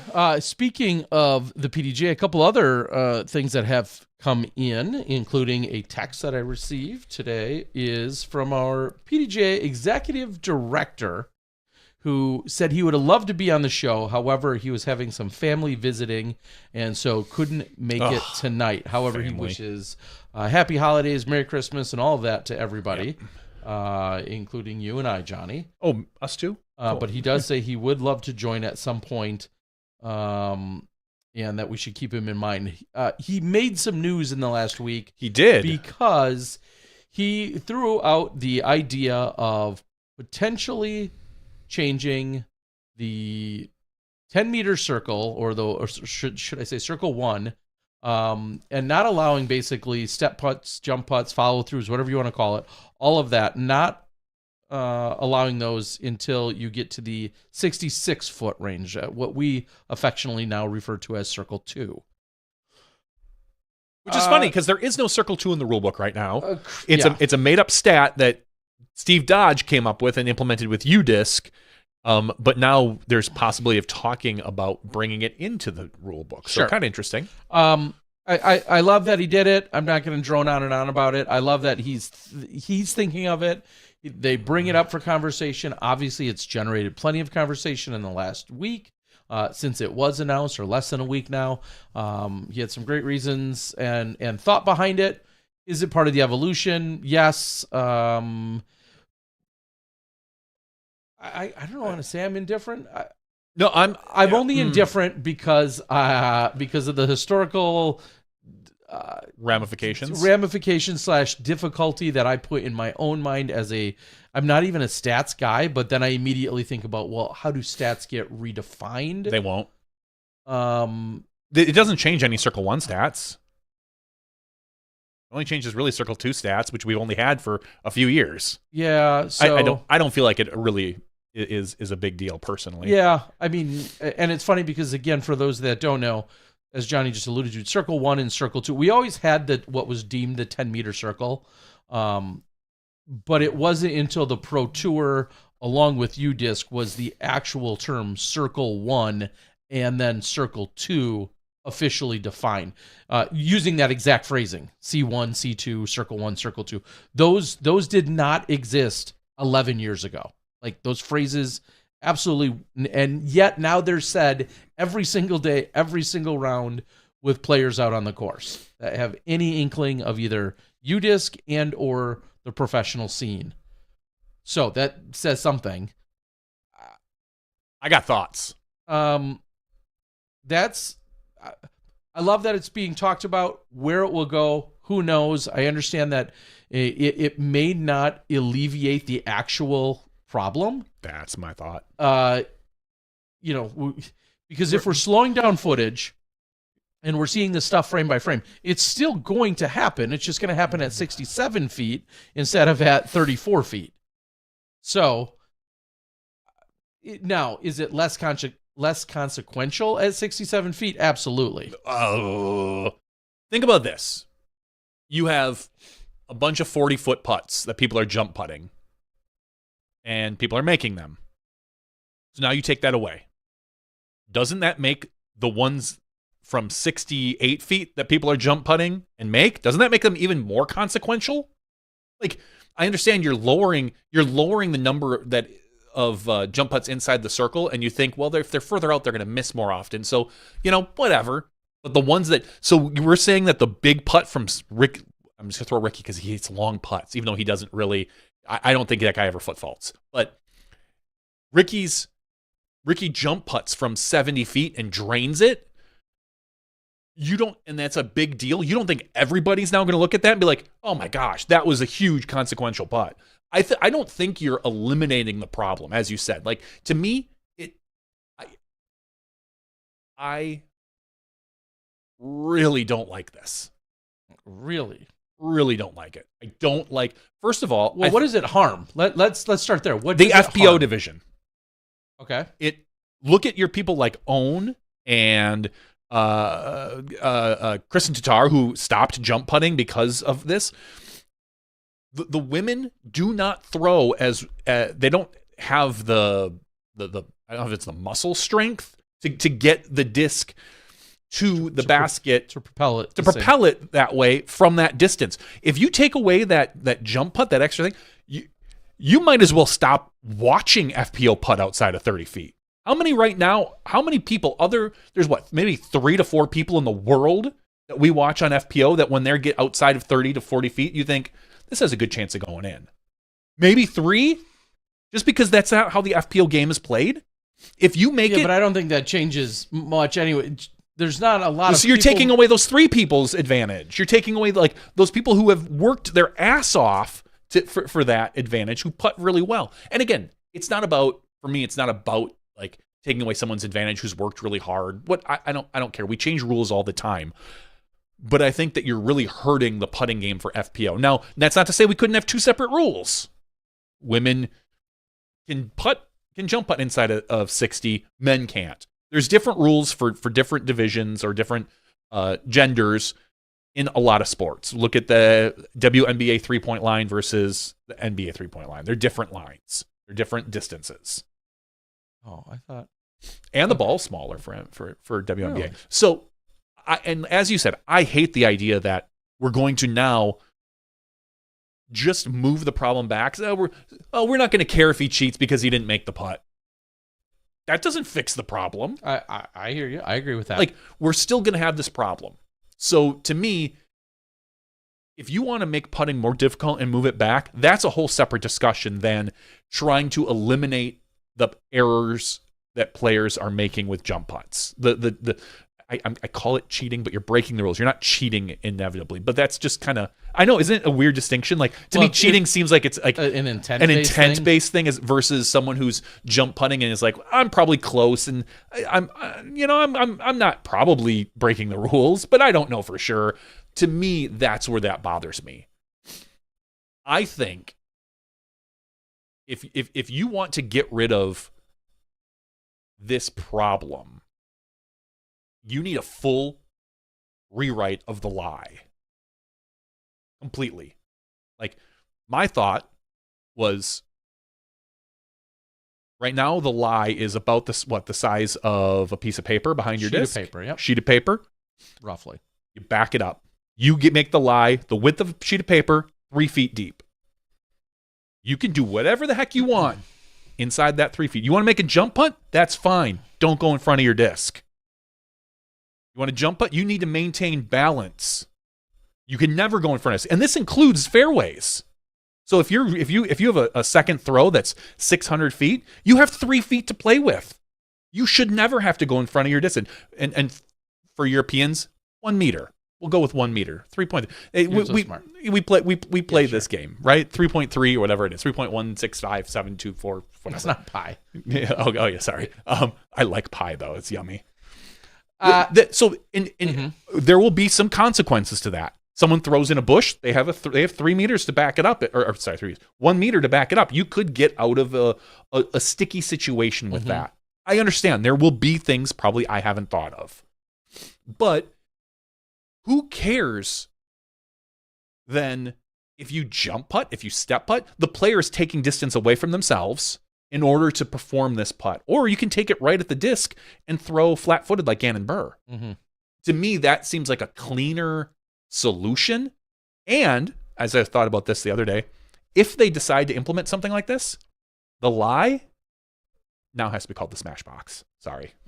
So it's a little branding opportunity. SmashBoxx. You're throwing from the SmashBoxx. Like, yeah, he was within the SmashBoxx there, so he could jump putt. SmashBoxx only outside of Circle 1 or Circle 2 or whatever, wherever we're deep. No, because I don't care if your lie is underneath the basket. You're in the SmashBoxx. You want to take it back 3 feet. That's the whole lie is now the SmashBoxx. Just throwing it out there. If this something like this occurs. Yeah, how did Haynes ever get rights to the tee box is the question. I don't know. Yeah, I mean. So now you're right. We should be we should be branding this. But in seriousness, I think that would help eliminate some of these issues because then we don't have to worry about watching someone's feet. You only have to worry about whether they maintain balance before you can't cross your disc. Well, and I'm sure again you're probably going to come up with a really good suggestion. My only thought to that is maintain balance is still is somewhat of a subjective line to use. So I don't know if I love necessarily that phrasing. You just can't go past it. Don't go past your disc. I don't care if you jump and fall on your ass. You just can't go past it. I don't even know if I'd initiate or bring in the maintain balance component at that point, as long as it's like, here's the line, here's the SmashBoxx that you can't be outside of, so to speak. So I would get rid of the balance part. And I forgot what my other second point was, but would you propose or care if that's outside of our existing Circle 1? Or are you saying still move it back and then... I'm saying for consistency's sake, it's wherever your lie is. Your lie is now 3 feet. Now, we could and we do have different rules for the tee box. Because right now, players can throw, and as long as you let go of the disc, you can fall forward on the tee. Technically, your lie, in theory, ends at the end of the tee. Yeah. But maybe we have a different rule for the tee box. That was my only other thought, was like, this is where it could get a little goofy, but we have different rules. Maybe off the tee, there is no, you're not on a lie then. It's just the tee box. It's not a lie. You can fall forward if you're on the tee box. But that was the other thought I had, and obviously the advantage of maybe you get 3 feet back or so 1 meter. You can run up, you can do whatever, but by the time you're releasing and after your release, you can't extend past your marker. Yeah, you don't go past your disc. Don't go past your lie, but I don't care how Is you that do any it. Supporting point? Can't be past your lie? So your hand could go out, your arm. Yeah, we do that now. We exactly. You know, they just I don't want a supporting point. I don't want any foot. I don't want anything to go in front of the disc or go in front of your lie, the disc. To me, that solves a lot of these issues. Again, there's someone on the rules committee right now listening to this going like, no, John, you idiot. Here's why it doesn't work. And I get that. And that's fine. Email Terry at ProDiscGolfer.com and let him know why. No, but I just think that the thing that Doug suggested doesn't, as you said, fix the problem. It pushes it back. It just pushes it back and it makes it less consequential. Yes. And I don't like that. Like, I don't like it that you're not fixing the problem. Fix the problem. Yeah. And again, that whole FPO and 30 feet, I don't like that it feels like you're penalizing FPO players, but we could have two separate rules for MPO, FPO. It would be really inconvenient for tournament directors. It could be because now as an A tier, you have to mark off 2 spots, 30 and 60 versus what we had before. Again, it's something I've hated for a while. We've talked about it on the show for the last 5-6 years, the jump putting at the circle, and I've had different ideas on what is what is and isn't good. I just think don't go in front of your disc. What harm is there if I'm 2 feet back, I jump putt, and I land and I'm behind my disc? I've taken those feet away from myself. And yeah, the one thing you have to do is then still watch someone's feet. Yeah, make sure they're not stepping on their disc or going past it. They're not landing, so to speak, past their disc. Yeah, so you're still watching feet and such. It's just less. It's you're watching feet, but I feel like more clear. It's more clear, and that's one of the reasons I use the term maintain balance, because I wouldn't want someone to, or maybe the term is your first supporting point after releasing the disc must be behind the disc or something. So you can jump, land behind the disc, and then roll forward. I don't care, as long as the disc is out of your hand, and when you land, it's behind the disc. Maybe I don't care what happens after that. Yeah. But again, there's a lot of thinking of my dismounts and my somersaults. Yeah, I mean, Terry, if I I definitely want to be able to hold cards up with numbers. I'm going to give you the Russian judge treatment right here. It's like, sorry, you get a 6. Yeah, you know. Okay. To be fair, it's not the dumbest stuff you've ever said. Yeah, there's so many more dumb things I've said and done. Yes, lots. So. That's what the new bar has been set. Long and short of it, though, it's just a conversation. Nothing's going to happen next year. Yeah, because it has to get through a committee. Exactly, and I love that Doug put it out there, and it didn't have to be Doug. I'm glad that it was, but I love that it was put out there. It's a conversation. He had some very solid and sound reasoning behind it. Now, whether it gets adopted or not is to be determined, or if there is any switch or a variation of it. At least the conversation, it's good to know that the conversation is being had, and that the PDGA is hearing some of the frustrations and complaints by mostly viewers at home, more than anyone, right? Because that's who's making that complaint, is the people at home watching, and or some fellow competitors are saying, hey, I've watched this in real time, and I've watched it in slow-mo, and I don't want to call it, but it looks like it should be called on person X. How do we address this? And so I can appreciate that they're looking into it. All right. Doc Zen says one of my worst ideas was saying, hey, maybe a disc golf podcast sounds fun. No, that was Terry's bad idea, saying yes. 10 years and 1 month later, here we sit for some silly reason. All right. Well, that was the chatter from we'll say the PDGA side of things. I can only assume that scheduling and everything else of that nature is continuing to ramp up for next year. And like you said, they had some other announcements, but I think that's about it on the news front there. Yeah, that's really all. Anything else announced on the? No, that's the PDGA announcements, and there was really PDGA has some news about growing around the world. The official competition manual has been updated for 2025 after the changes I believe were made that we talked about. They voted on changes and then made some additional small changes. That's it. And then we already talked about the Winter Disc Golf Magazine last week, which is where the Doug Bjerkes information came from. Yeah. So, yeah, that's all I got, Terry. Great. Just great. Well, I think with that, we can close it out on our regular show, and then we can get into some after-show fodder and conversations. We see that the board is along for the ride here tonight. We appreciate all you guys for joining us and chiming in if you've got more stuff you want to talk about. We'll be able to do that in the after show. So with that, I think we can close it out. Oh, we didn't even talk about the whole announcement, Steve Dodge thing, or the MVP. Oh yeah, because I think we were projecting last week. We were guessing. It was announced on like the next day of the 12th. Yeah, correct. And then I hate to minimize. I'm not trying to minimize it, but long story short, going to be a junior focused program / event series stuff going on overseas to really help grow and develop that scene, so to speak. And which is kind of, I don't want to say ironic in the sense that when we think about the next generation of players and young superstars, I think about the 13 to 15 to 17-year-olds that are playing pro. Like, yeah, it almost feels funny that we're talking about a junior scene, because I think about the kids that are just kind of getting introduced and barely playing and or just getting into the tournament scene, and they're up and coming and they're going to go kind of through the program, so to speak. But then I turn around and I look at a Hjalmar Fredriksson who won Chain Hawk a couple weeks ago. When I met him 2 years ago, he was 15 and was this insanely phenomenal thrower and gifted and talented player already. And it's like the junior scene, they don't need the extra. You should be whooping adults as you're already doing. So that's the, I don't want to say that's the drawback, because it's not. I love the idea that they're taking this focus. But when I think of, we're going to see a world champion that's going to be playing pro at the age of 13 or 14, and within 2 to 5 years of that become a world champ.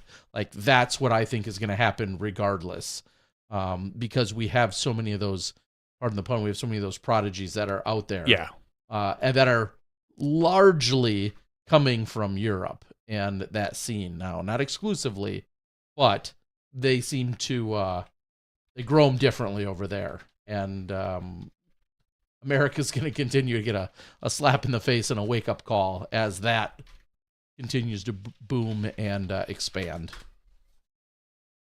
With that, we're going to call it for the regular show. We've got after-show conversation to be had. We'll also invite you to join in on any other questions or clarifications. Someone out on the board is going through some old memories that unfortunately aren't me. Talking about some early days of golf back when I played more, but has maybe incorrectly associated me with a few of events or courses I wasn't at, although I was around in those times, but not necessarily for all of those experiences. But nonetheless, we can get through all of that in the after show. This has been podcast 537. We're closing out 2024 here pretty soon. For Johnny V, I'm the Disc Golf Guy. We're going to take a quick break, and when we come back, we'll have the after show. We'll see you then when you step inside the Smashbox. Thank you to our $2 and above patrons. Your name is listed below in the credits. If you are interested in being listed as a producer in the SmashBoxxTV credits and supporting this and other fine podcasts, please visit patreon.com/SmashBoxxTV.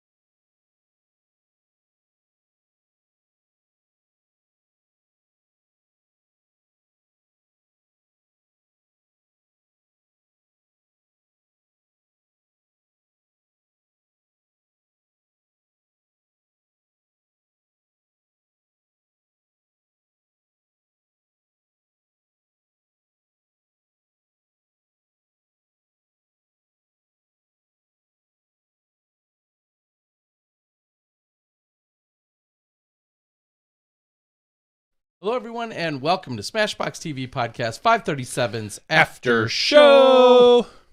Somebody on the board was asking me if I was okay. They felt like they thought I was shaking. Yeah. Only because I'm wearing a t-shirt and you're wearing two shirts, and they thought maybe I was cold or something. And no, or it could be the Coke. Maybe that's why I've been blowing my nose and runny so much. You're right. Maybe a little nervous energy, a little nose candy, some fun snow.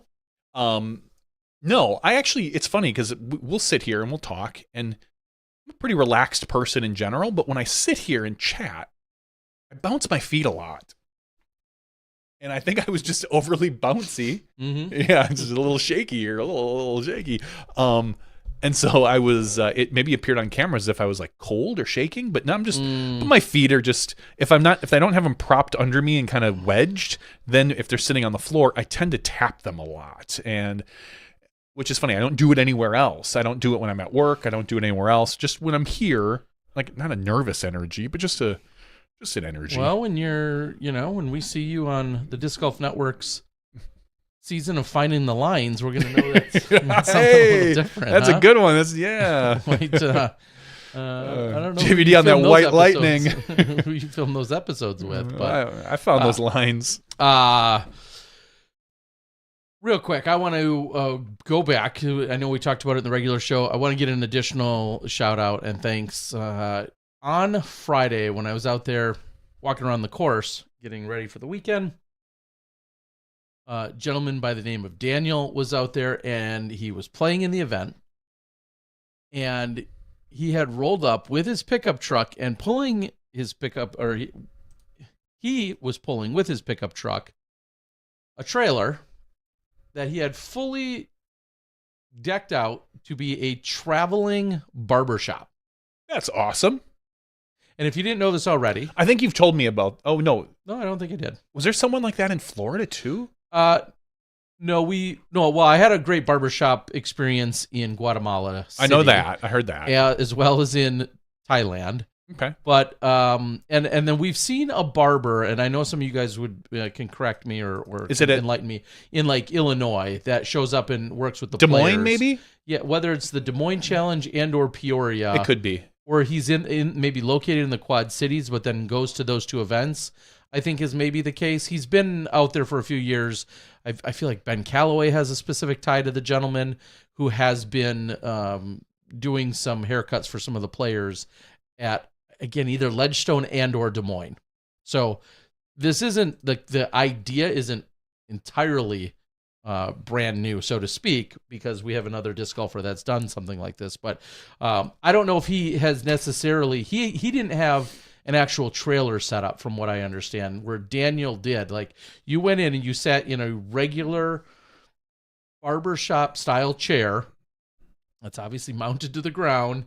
You can get spun around, and everything he needs in there, including hot towels and a running faucet and all of the every other thing that you could possibly use to run a barber shop, is all mobile. And it was just such a cool experience. I know that sounds kind of silly, like, who cares, you got your hair cut, but the idea that he's starting up of becoming this mobile barber shop that's going to go set up in various parts of Arizona, I just think is genius. It eliminates that hassle, and of course the timing. I know you've talked about that, about going and getting your hair cut at lunch. You go to the right district, the right business districts, and you're hanging out. Think about how many businessmen and women are walking in and out, and you're just right there, like already curbside, just like a food truck. Sure. And you could obviously travel and be in different parts of a city or different cities on any given day. I from an entrepreneurial standpoint, I absolutely love the idea. He's a golfer. I wish him the best of luck. Sounds pretty cool. Of course, I had to stop in and support him and put a little Instagram reel together and have him cut my hair and give me a little bit of a trim. It wasn't a full-blown cut. I'm like, I'm going to Thailand soon, and I want to get my hair cut there too. So it's Terry's big cut thing. It like, all off. Wherever I'm going, I need my hair cut there. Yeah, this is becoming a weird addiction of some sort, or obsession. But anyway, I just wanted to say, very cool experience, and he's just got it done. He just completed it. He's been a professional barber for a number of years. He teaches it, all that other stuff. So he knows really cool. what he's doing. There was never a doubt, but he's just now getting the mobile shop and store off and running. And did you know? Probably not. In order to have the barber shop pole, the little... the red and white striped. Yeah, pole. Like, you have to like have certain criteria and or be like a fully licensed barber. Like, you can't just put one of those up. Like, you can't just, even if you're like a Great Clips, if you don't have a barber, you can't put up a barber pole. Yeah, which I guess you think of like kind of this iconic slash like not protocol or staple, but like I think of seeing those as a kid when barber shops, I feel like, were more prevalent. when we were younger, before there were a million sport clips and great clips and cost cutters and things of that nature that are far more common now. But I feel like when you saw those, like, yeah, I mean, that was part of the, I don't want to say shtick because it's their profession, but part of the overall, environment.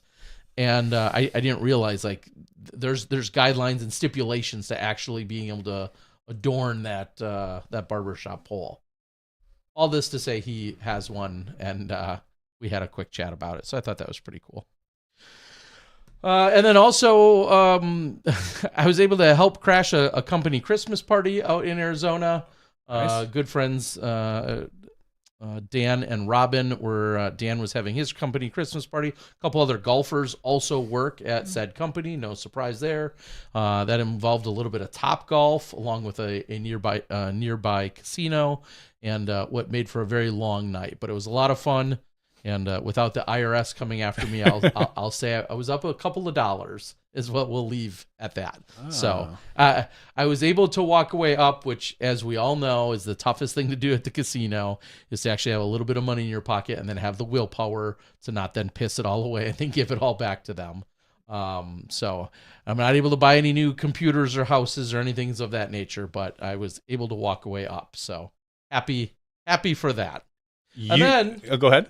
One other cool thing this weekend, thanks to First Light, Dan and Robin, I had a pretty cool spot at the course. I don't know if you saw my post, but I did not. I was, for you, if you're used to seeing Vista, because I've seen like 9 configurations, if you're on about like hole 4 or so as you're playing down Vista, start 1 at Dukes, and then like kind of along that side, just off to the right, I was in those condos. Oh, as excellent. an Airbnb. Well, that's and nice. So you could walk right down. I literally could throw from my garage door balcony onto the actual course, over the wall and onto the course. I was that close, which is, I'm not able to have a grill out party and invite everybody over or anything silly like that, but staying that close to the course that everyone knows so well worked out really well. So I very much appreciate them.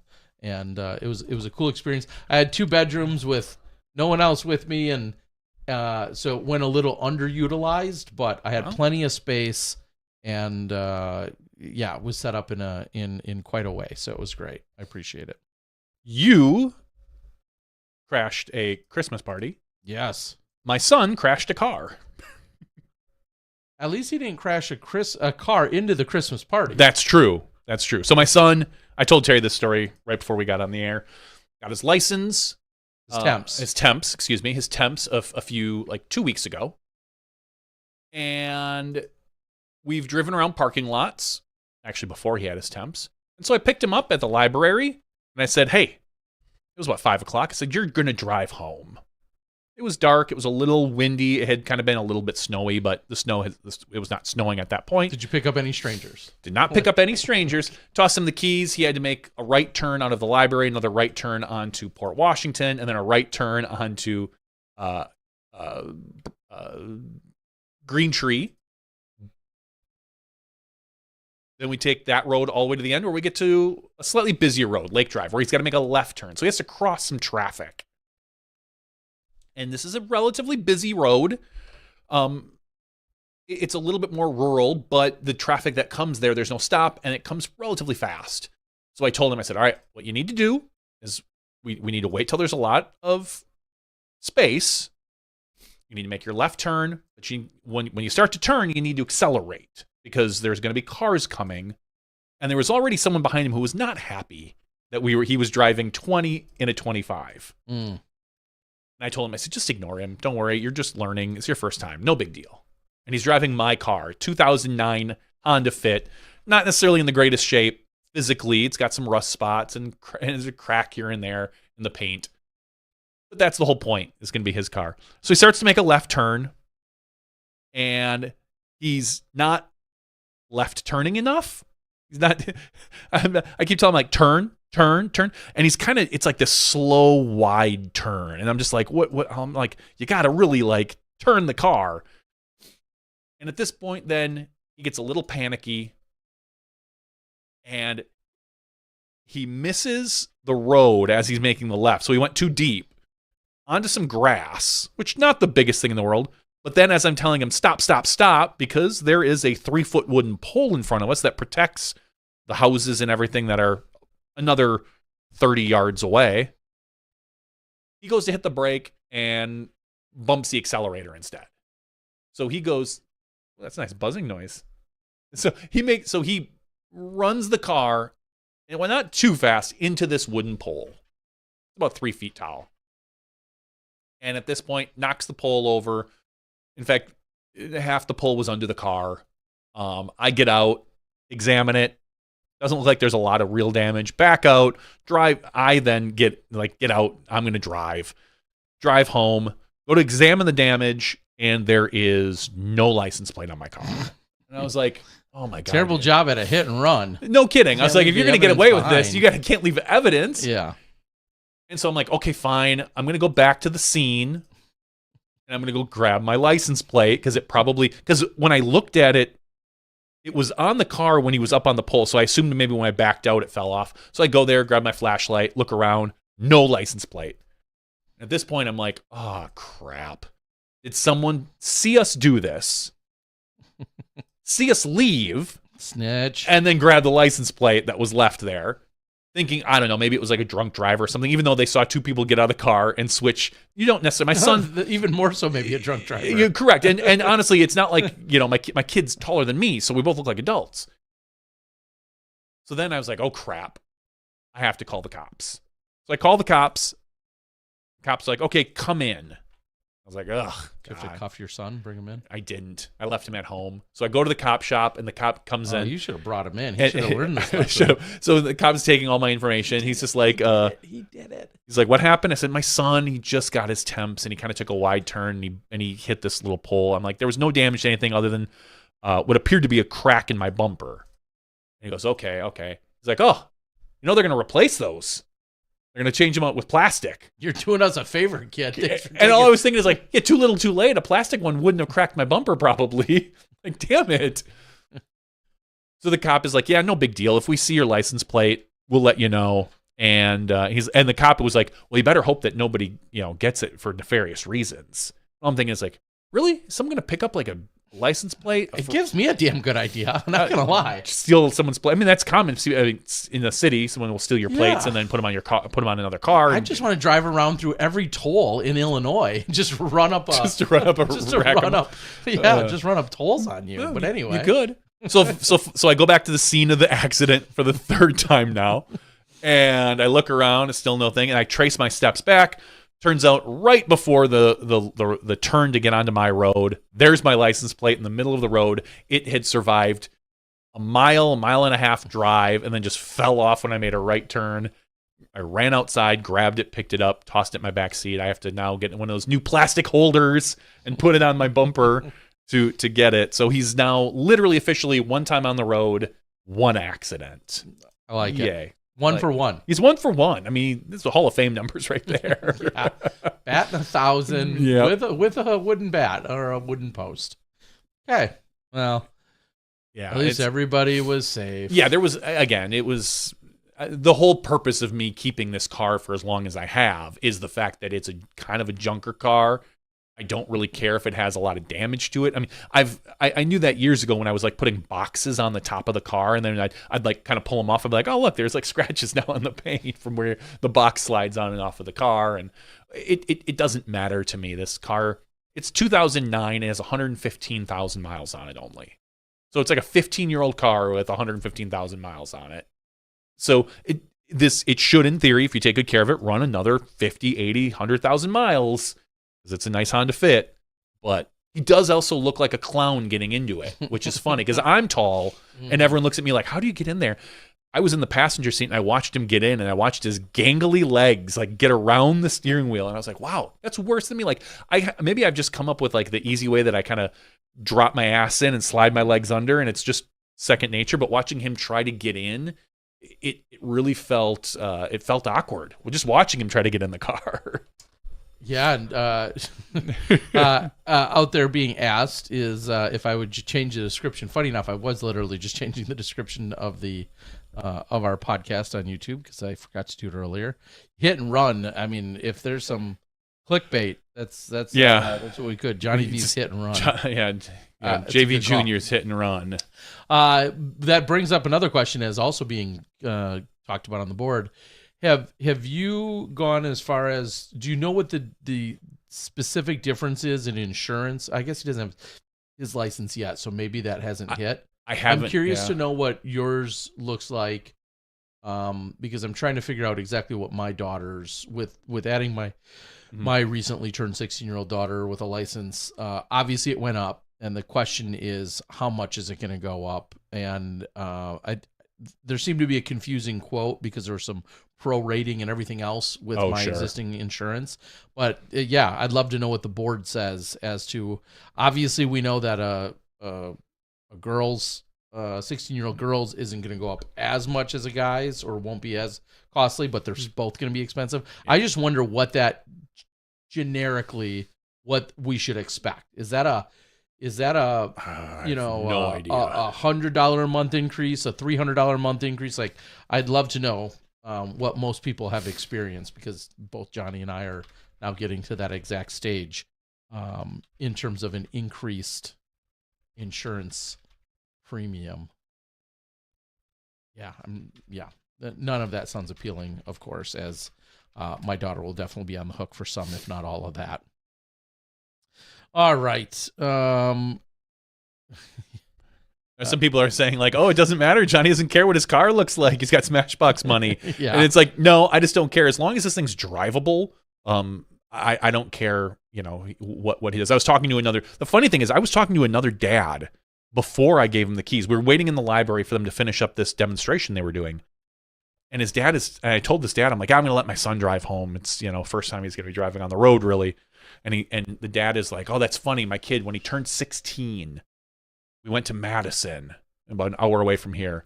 And I had him drop me off at one of the buildings with his brother, and then he was going to go park the car.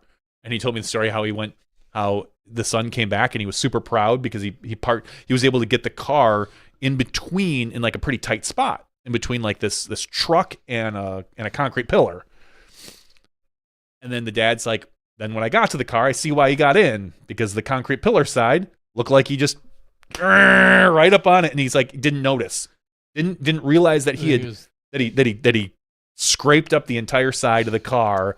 And he's just like, I couldn't believe it. Like, it was a really tight spot. He should not have even been trying to get in there, but he did. And so then I was laughing at that. And then of course my kid goes and cracks the bumper of the car. So, all right. Carney says, I pay $300 for a house and 2 cars. My partner pays $700 for her 2 teen boys.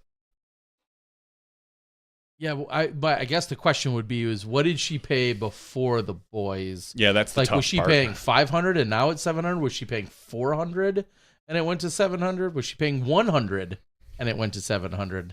But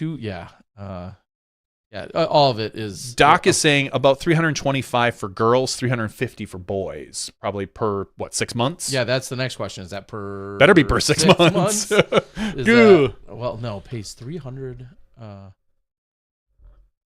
Yeah, $325 for girls, and that doesn't seem like enough. $325 though, additional for every 6 months.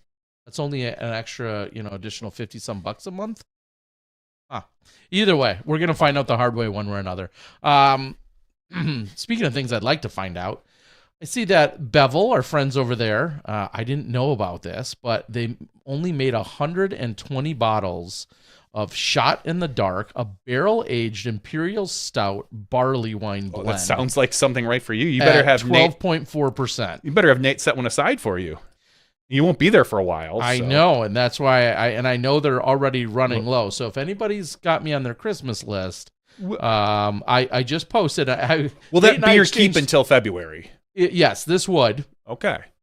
Being bottled and such. However, I know there will not be any there come February, and I don't need them to ship it. But and as gracious as they are with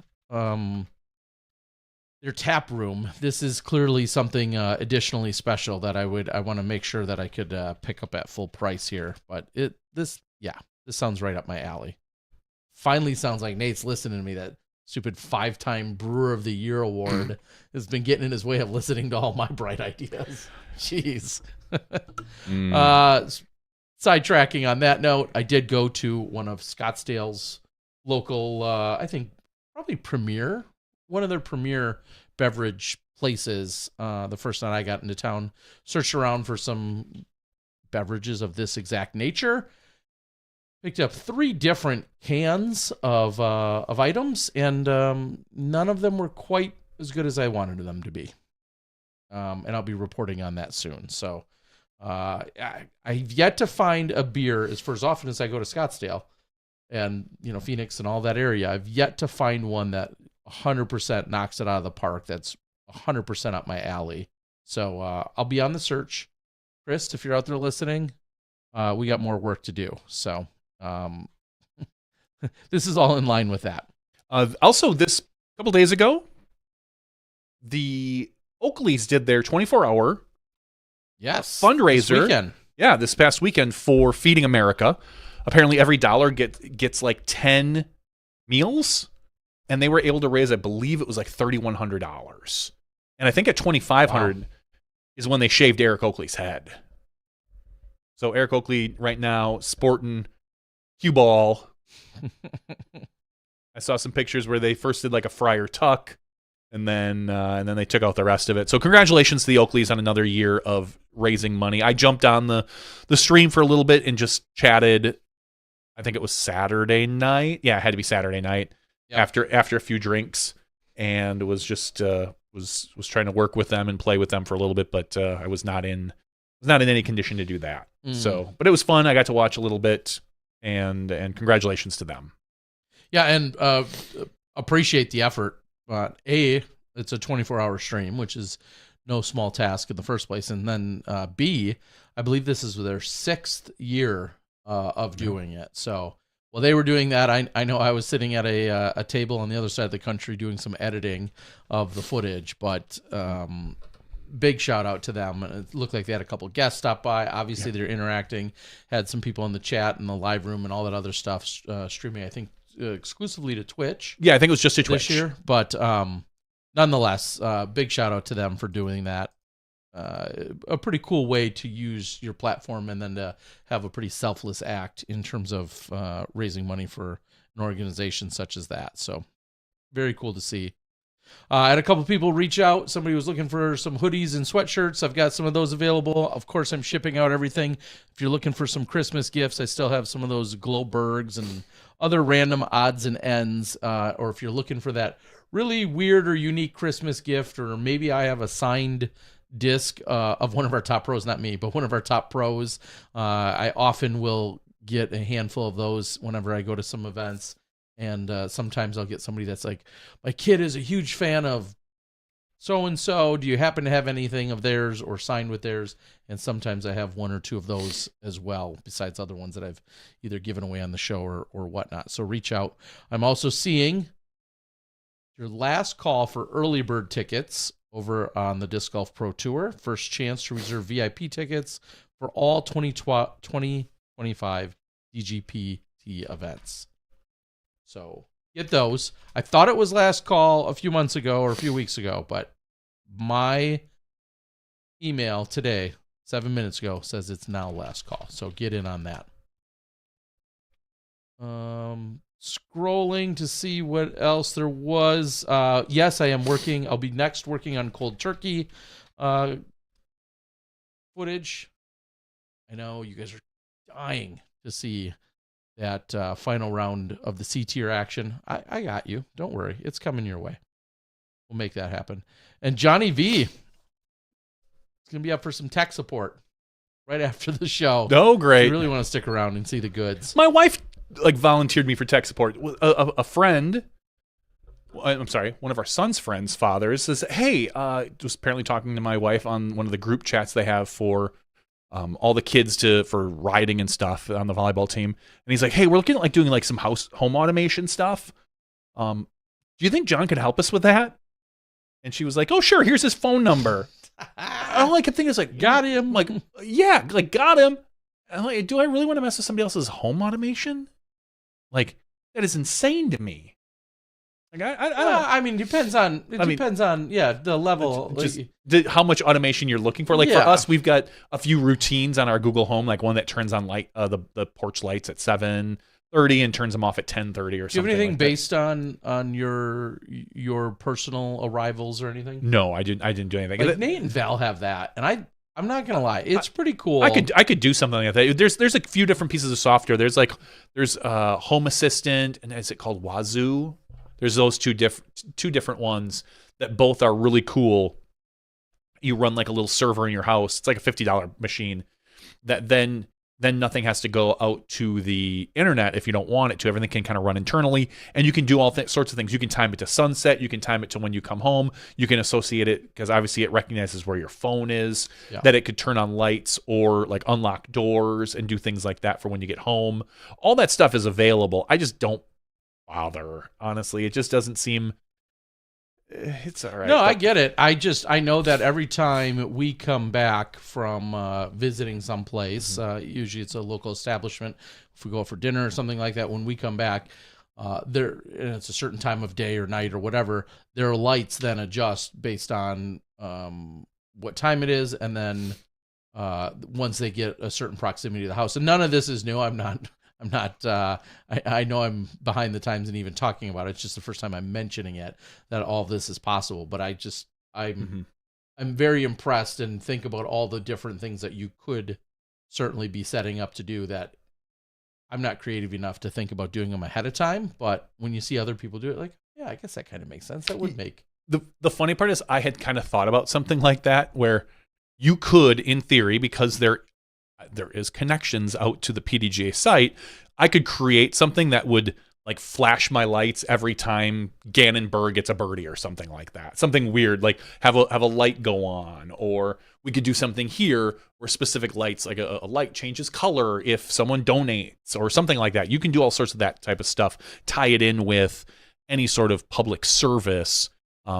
Carney is saying how it runs on a $20 Linux board. Yeah, you could run it on a Raspberry Pi. You could run it on the cheapest board. Home Assistant sells, like I said, a little box. I think it's for $50 that you can just plug into somewhere in your house and run it that way. And I've looked at them because I was on the verge, but I just couldn't pull the trigger because I was like, I don't need another thing to play with right now. Maybe someday. Like I'm sure someday once the home automation and assistance all become a little bit more cohesive, I will probably dive in, but Home Assistant makes a lot of that irrelevant in general. So another, we'll say, off tour ordeal this last weekend, and it was a big ordeal. Hall of Famer Derek Robbins got married this past weekend. Some friends of the show and just all around superstars were there. We saw Maya, who I met in Croatia and have seen along in Thailand a couple of times. Maya and her significant other were in attendance. She was actually, I believe, one of the bridesmaids. Ingo and his wife were there, and Scott Stokely was there. You may have seen some posts. That's where Scott had traveled to as part of this. Scott, not a big fan of flying planes. He's got to be getting used flying. to it. That guy's been traveling a lot lately. Yeah, I think he really truly does limit it as much as he possibly can. And I say that because I know when he was traveling around Southeast Asia a couple of seasons ago, everywhere I thought about going naturally was a $30 plane ride. Mm-hmm. And he's like, oh, no, it's just a 14-hour train ride. I'm like, oh, okay. See ya. See you later, buddy. And that's how he was getting around. That's how much he really hates planes. So, but that's, if you saw him, putting at a ceremony this weekend, he was there as part of that as well. So, pretty cool to see a number of golfers that I know. And it looks like they had a tournament round attached, or maybe a full tournament or a tournament round attached to the wedding and everything else. So, pretty cool. So, congratulations to Derek Robbins. And I apologize, I do not know his newlywed's name. Oh, Louisa. Yeah, looks like Louisa. So congratulations to them. So that's pretty cool. Full-blown tournament. I was thinking, I didn't look at any of the results, but I was just thinking about like pressures of having a tournament then associated in any capacity with your wedding, and you have like the worst round of your life, like right before or right after. I don't know. Either way, patreon.com/SmashBoxxTV if you want to be eligible for our giveaway.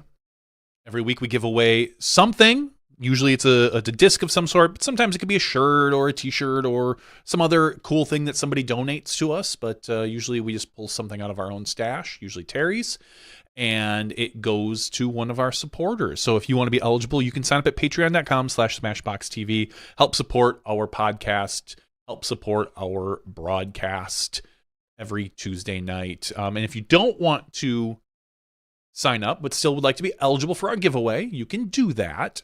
You just have to go to smashbox.tv/weekly giveaways. Weekly giveaway. Try either one. One of them will work. And you can sign up there every week. We've got people that do that. Glenn Reiser. Shout out to Glenn, who I don't think misses a single week. So huge shout out to Glenn. But anyway, patreon.com/smashboxtv. Terry, we have 117 people eligible for our giveaway tonight. Yes, we do. How would you like to give this away? What number would you like to generate? I guess It was the Big Arm Challenge 5, the 5th year. 5th year.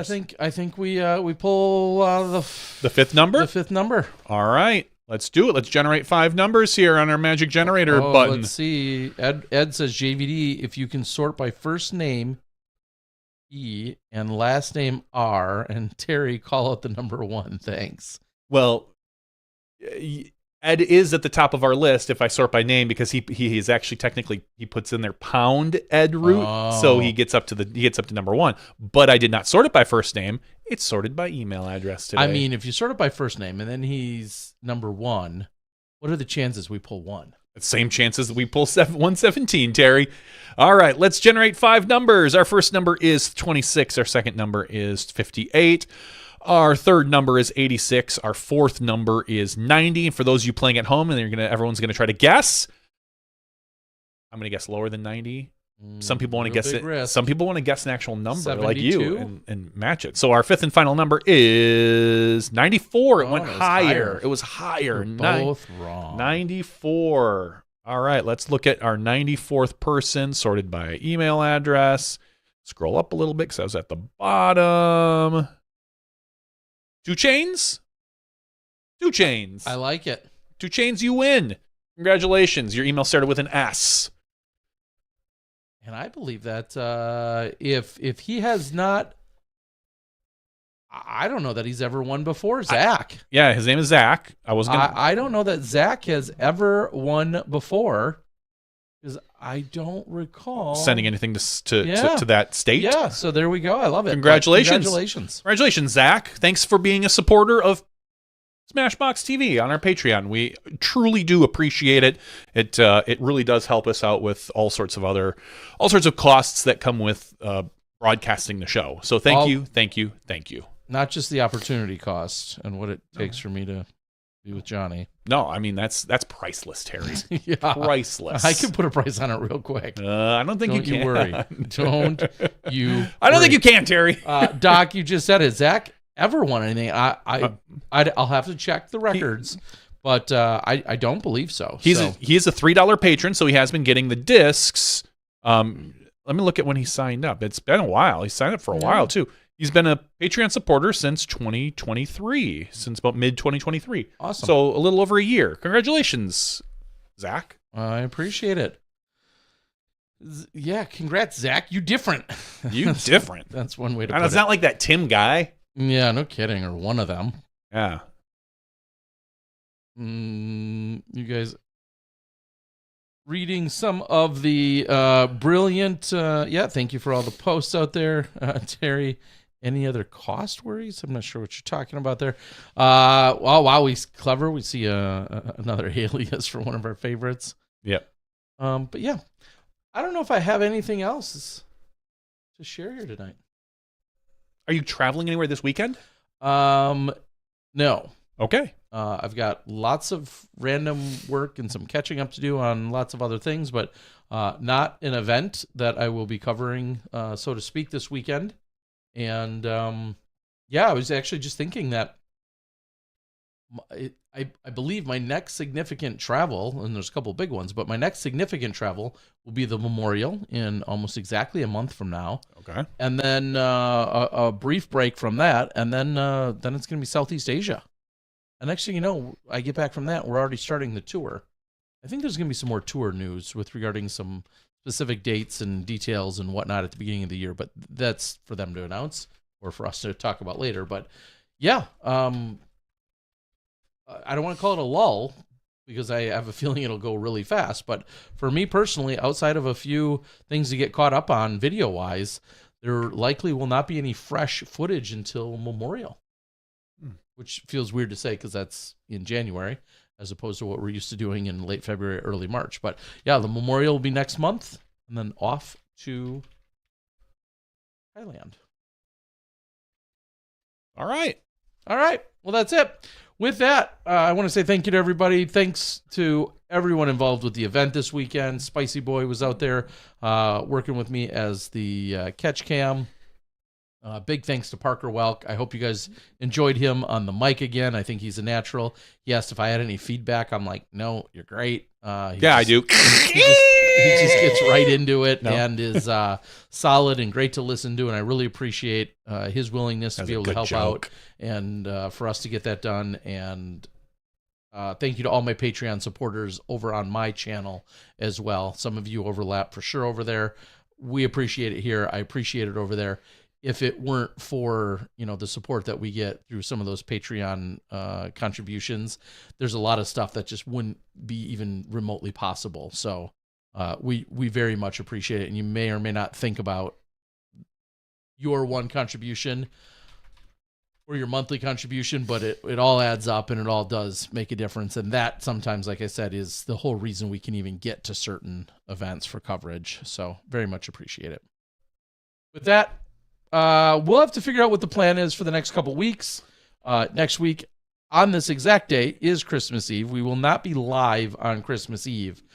So whether that's maybe a Monday night gathering or a Thursday night gathering or whatever, or something, or an entire skippage maybe next week. We'll kind of feel it out because if there's like no news between now and then, we might not have a show. We might just kind of skip it. Like if there's nothing going on, now if something big is announced, we'll probably find some time, but yeah, we don't need to force it. Yeah, we don't need to force it. Johnny forces himself on me enough.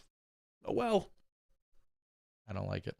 For Johnny V, I'm the Disc Golf Guy. That's SmashBoxxTV Podcast 537's after show. Be safe. Be smart out there. Don't do anything stupid. And we'll see you next week or the week after when you step inside the Smashbox.